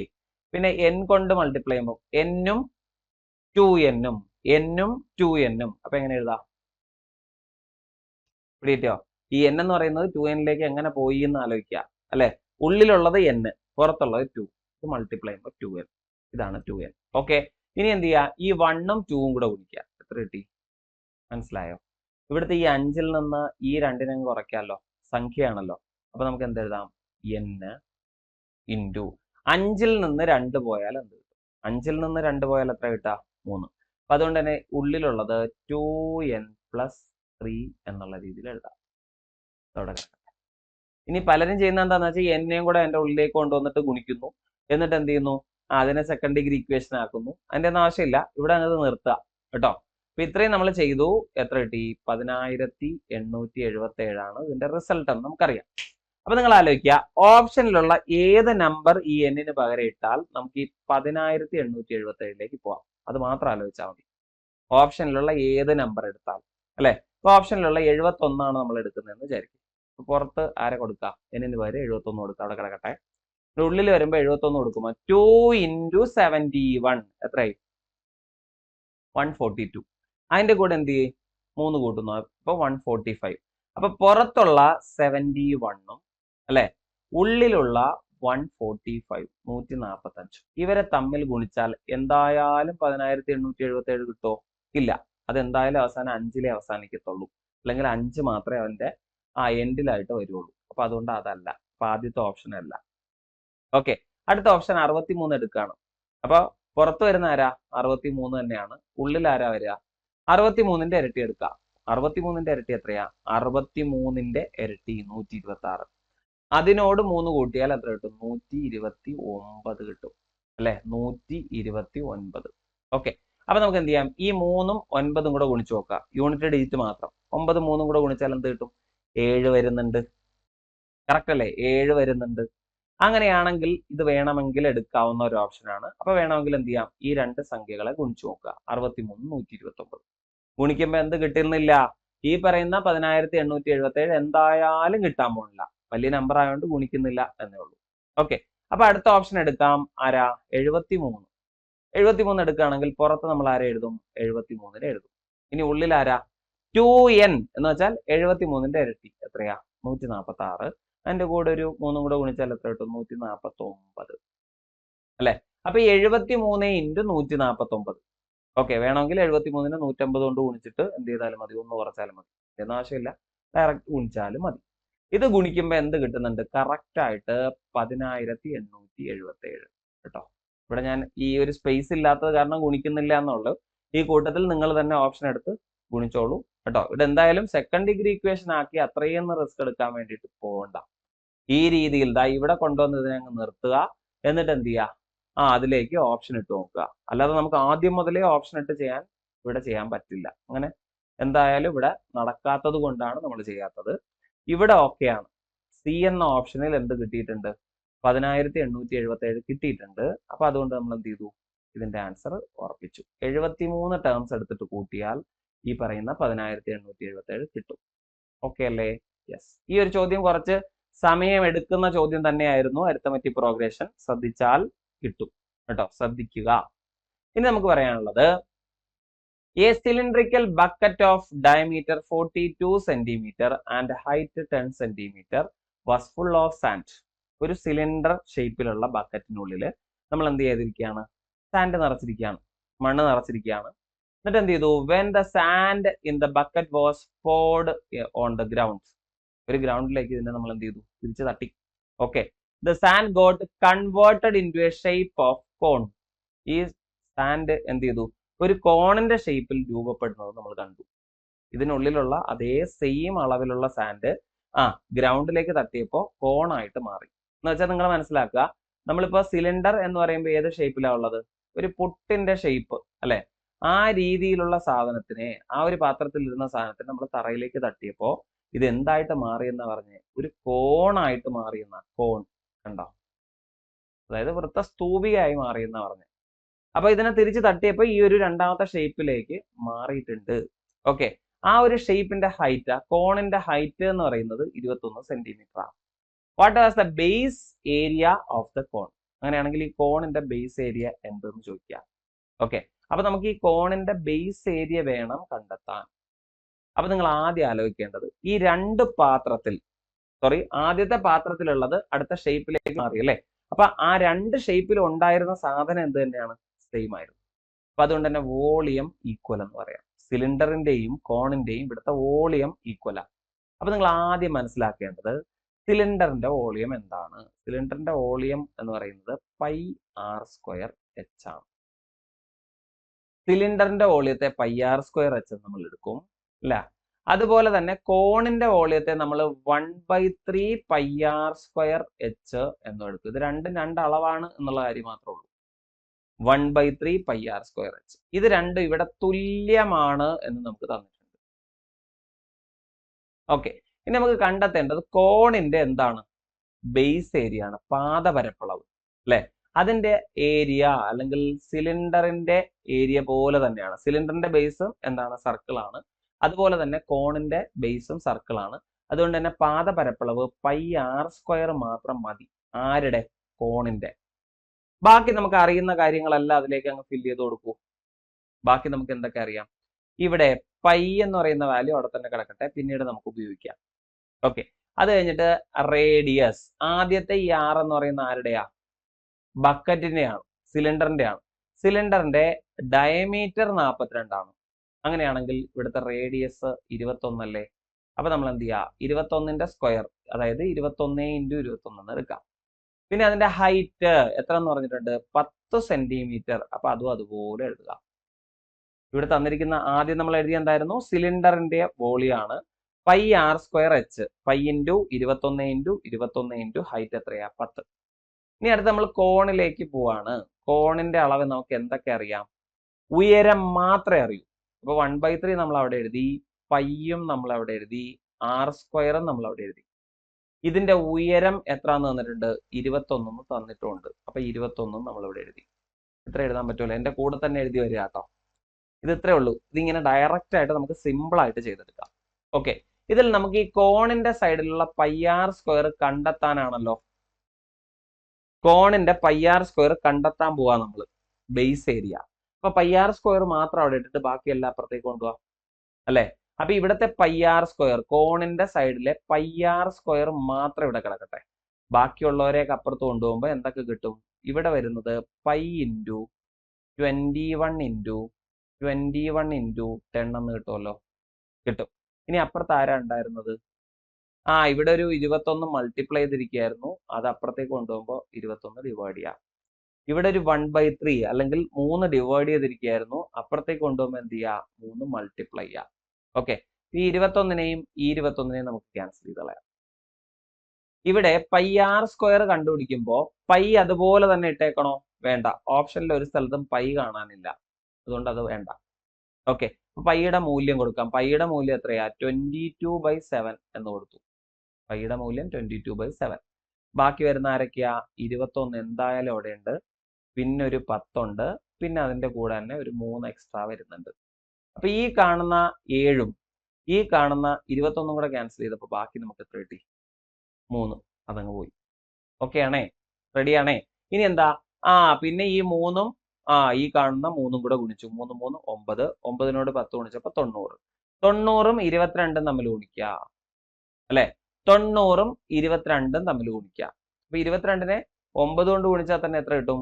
198 എന്ന് കിട്ടും. ഒരു 0 കൂടെ കൊടുത്താൽ മതി. ഇതാണ് ഈ കാണുന്ന പൈ ആർ സ്ക്വയറിന്റെ മൂല്യം. അപ്പൊ ഈ പൈ ആർ സ്ക്വയറിന്റെ മൂല്യം എന്ന് പറയുന്നത് 1980 സെന്റിമീറ്റർ സ്ക്വയർ എന്ന് കിട്ടിയിട്ടുണ്ടോ? അപ്പൊ അത് നമ്മളെ ഓപ്ഷനിലേക്ക് നോക്കുമ്പോൾ കാണാം. ആദ്യത്തെ ഓപ്ഷനിൽ തന്നെ 1980 സെന്റിമീറ്റർ സ്ക്വയർ അല്ലെ. അപ്പൊ 1980ലേക്ക് നമ്മൾ എത്തിയ വഴി എന്താണെന്ന് നോക്കുക. ഇവിടെ നമ്മൾ അധികം റിസ്ക് എടുത്തിട്ടില്ല. ജസ്റ്റ് ആ വാല്യൂസ് മാത്രം ആ രണ്ട് സൈഡിലും ഇട്ട് ഇക്വേറ്റ് ചെയ്തു. ഒരുപോലെയുള്ള ആൾക്കാരെ അങ്ങ് ക്യാൻസൽ ചെയ്തു. എന്നിട്ട് നമ്മൾ എന്തുകൊണ്ട് പിടിച്ചു? ആ പൈ ആർ സ്ക്വയർ മാറ്റിയിട്ടേ ഇല്ല. നിങ്ങൾ ശ്രദ്ധിച്ചിട്ടുണ്ടോ? ആ പൈ ആർ സ്ക്വയർ നമ്മൾ മാറ്റേണ്ട കാര്യമില്ല. ആ പൈ ആർ സ്ക്വയർ ആണ് നമുക്ക് കണ്ടെത്തേണ്ട മൂല്യം. അപ്പൊ അത് മാത്രം അവിടെ ഇട്ടിട്ട് ബാക്കിയുള്ളവരെ ഇപ്പുറത്തേക്ക് കൊണ്ടുവന്നു, അവരെ അങ്ങ് സിംപ്ലിഫൈ ചെയ്തു കേട്ടോ. അങ്ങനെ അങ്ങ് ചെയ്താൽ മതി. അല്ലാതെ ഇവിടെ ഓരോ വാല്യൂ കണ്ടുപിടിച്ചിട്ട് 6 നമ്മൾ സെപ്പറേറ്റ് കണ്ടുപിടിച്ചിട്ട് പിന്നെ അതിലേക്ക് കൊണ്ടുപോയിട്ട് പിന്നെ പൈ ആർ സ്ക്വയർ സെപ്പറേറ്റ് കണ്ടുപിടിച്ചു, അതിന്റെ ഒന്നും ആവശ്യമില്ല. പൈ ആർ സ്ക്വയർ അവിടെ നിന്ന് തന്നെ നമുക്ക് കണ്ടെത്താനുള്ള ഓപ്ഷൻ ഉണ്ട്. അതുകൊണ്ട് തന്നെ നമ്മുടെ ആൻസർ ഏതാ? Option A. കിട്ടിയില്ലേ?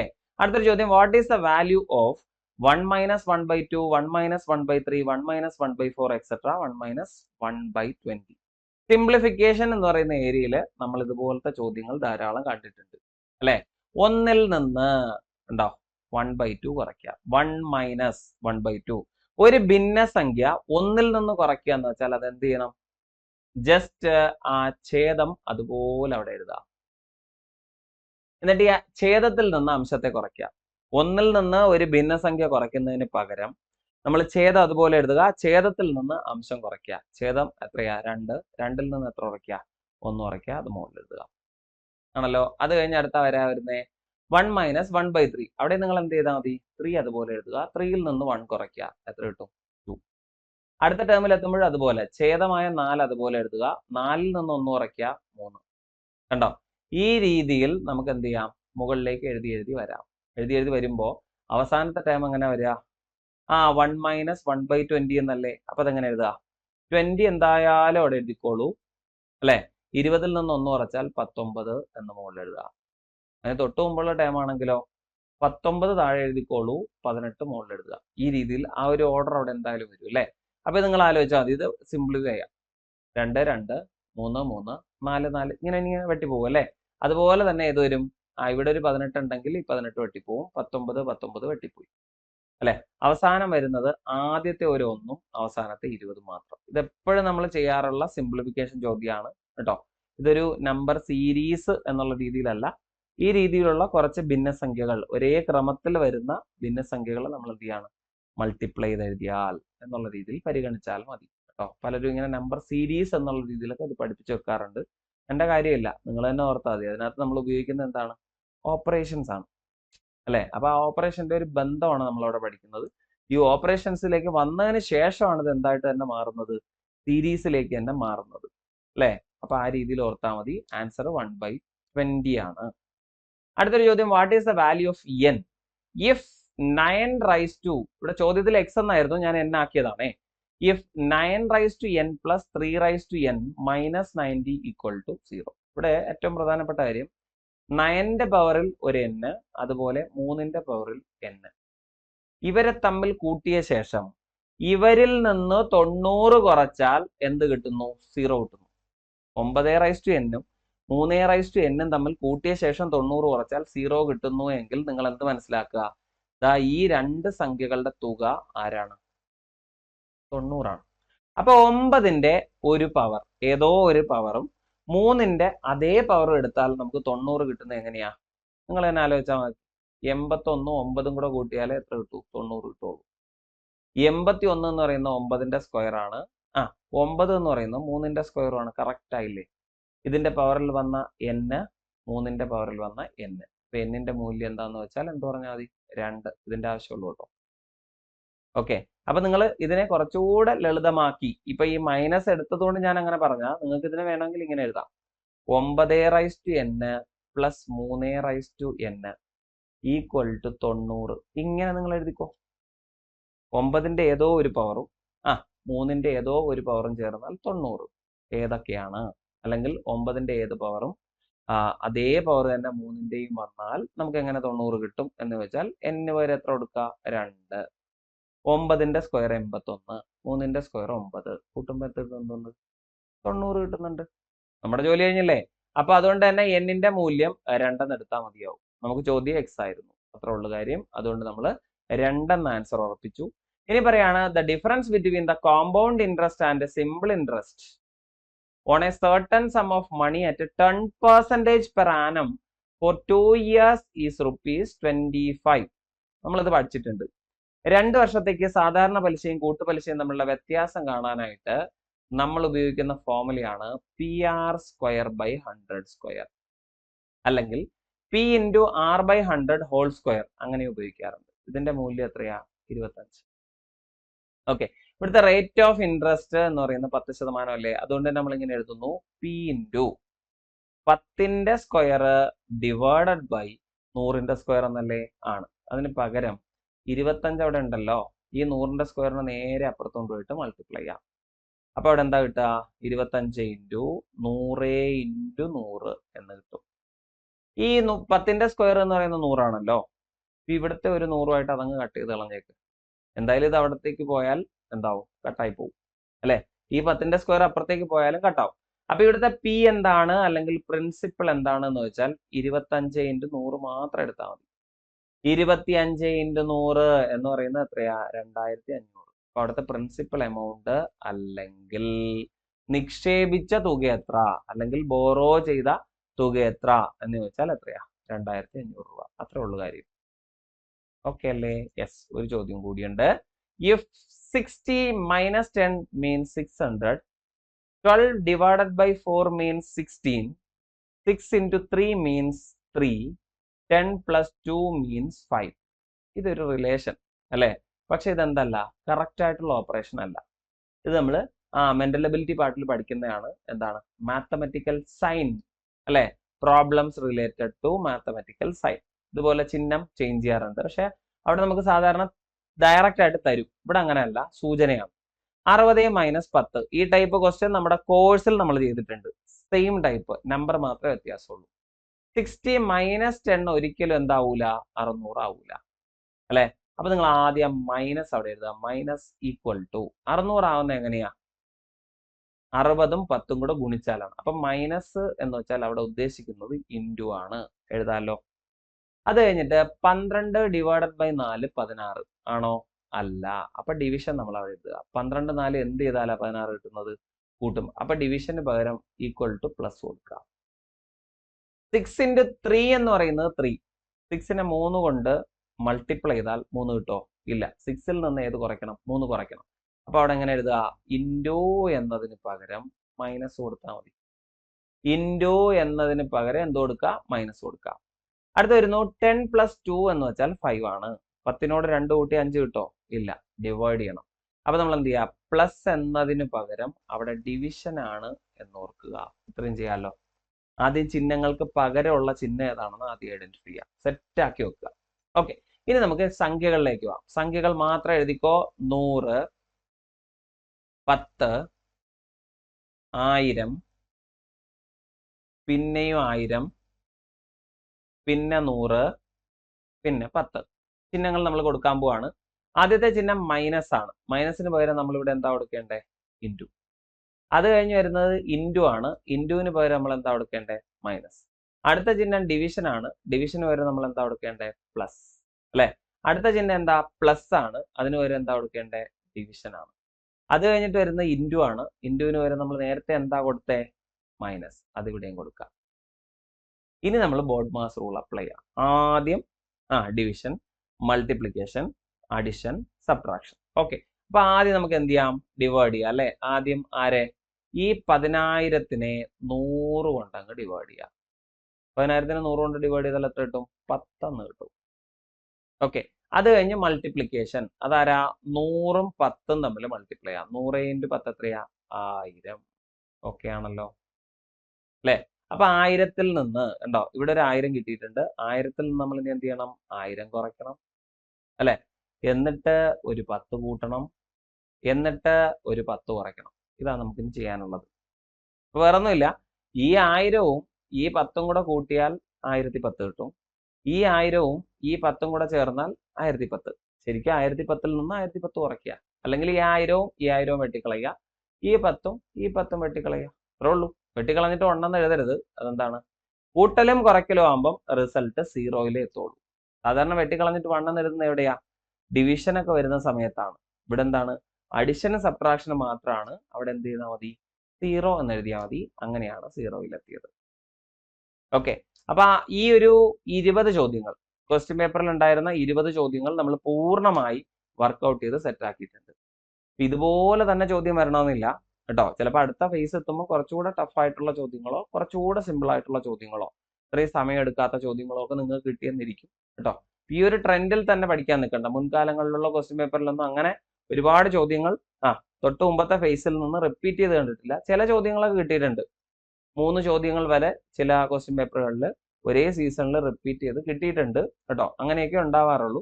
എന്നാൽ ടോപ്പിക്കുകൾ റിപ്പീറ്റ് ചെയ്യാറുണ്ട്. ഒരേ ടോപ്പിക്കുകളിൽ നിന്ന് തന്നെ ചോദ്യങ്ങൾ റിപ്പീറ്റ് ചെയ്ത് വരാറുണ്ട്. ഈ ചെയ്ത ചോദ്യങ്ങളും അതിന്റെ ഒരു ശൈലിയും എന്താണെന്ന് മനസ്സിലാക്കുക. നമ്മുടെ LSGSന്റെ കോഴ്സ് ഫോളോ ചെയ്യുന്ന ആൾക്കാരാണെങ്കിൽ അതിനകത്തുള്ള നമ്മുടെ റെക്കോർഡഡ് ക്ലാസ്സസിന്റെ നോട്ടെങ്കിലും അറ്റ്ലീസ്റ്റ് എടുത്തിട്ട് ആ ക്വസ്റ്റ്യൻസിലൂടെ ഒന്ന് കടന്നു പോവുക. മെന്റൽ എബിലിറ്റി ഒക്കെ നമ്മൾ കൃത്യമായി ക്ലാസ്സിൽ പഠിച്ച കാര്യങ്ങൾ മാത്രമേ വന്നിട്ടുള്ളൂ. ഓക്കെ, അതുപോലെ തന്നെയാണ് മാത്സും. ചില ചോദ്യങ്ങൾ ഒന്ന് വളഞ്ഞു വന്നു. നമ്മൾ പഠിച്ച ചോദ്യത്തിൽ നിന്ന് ഉത്തരത്തിലേക്ക് വന്നതുപോലെ എവിടെ ഉത്തരത്തിൽ നിന്ന് തിരിച്ച് ചോദ്യത്തിലേക്ക് പോകുന്ന തരത്തിലുള്ള ചിലത് വന്നിട്ടുണ്ട്. അത് മാത്രമേ അങ്ങനെ വ്യത്യസ്തമായി കണ്ടുള്ളൂ. ആ രീതിയിൽ വന്നിട്ടുള്ള ചോദ്യങ്ങൾ 1 or 2 എണ്ണം മാത്രം. ബാക്കി മുഴുവൻ എന്തായിരുന്നു? ഡയറക്റ്റ് ആയിട്ടുള്ള ചോദ്യങ്ങൾ തന്നെയായിരുന്നു. അപ്പൊ അതിനുവേണ്ടി നിങ്ങൾ എങ്ങനെ സമയം അഡ്ജസ്റ്റ് ചെയ്തു എന്ന് മാത്രം നോക്കിയാൽ മതി കേട്ടോ. അപ്പൊ ഇനി വരുന്ന പരീക്ഷകളിൽ ഇതൊന്ന് കരുതിയിരിക്കുക. ഈ ചോദ്യങ്ങൾ കൂടി ഒന്ന് വർക്ക്ഔട്ട് ചെയ്ത് സെറ്റ് ആക്കിയിട്ട് പോവുക.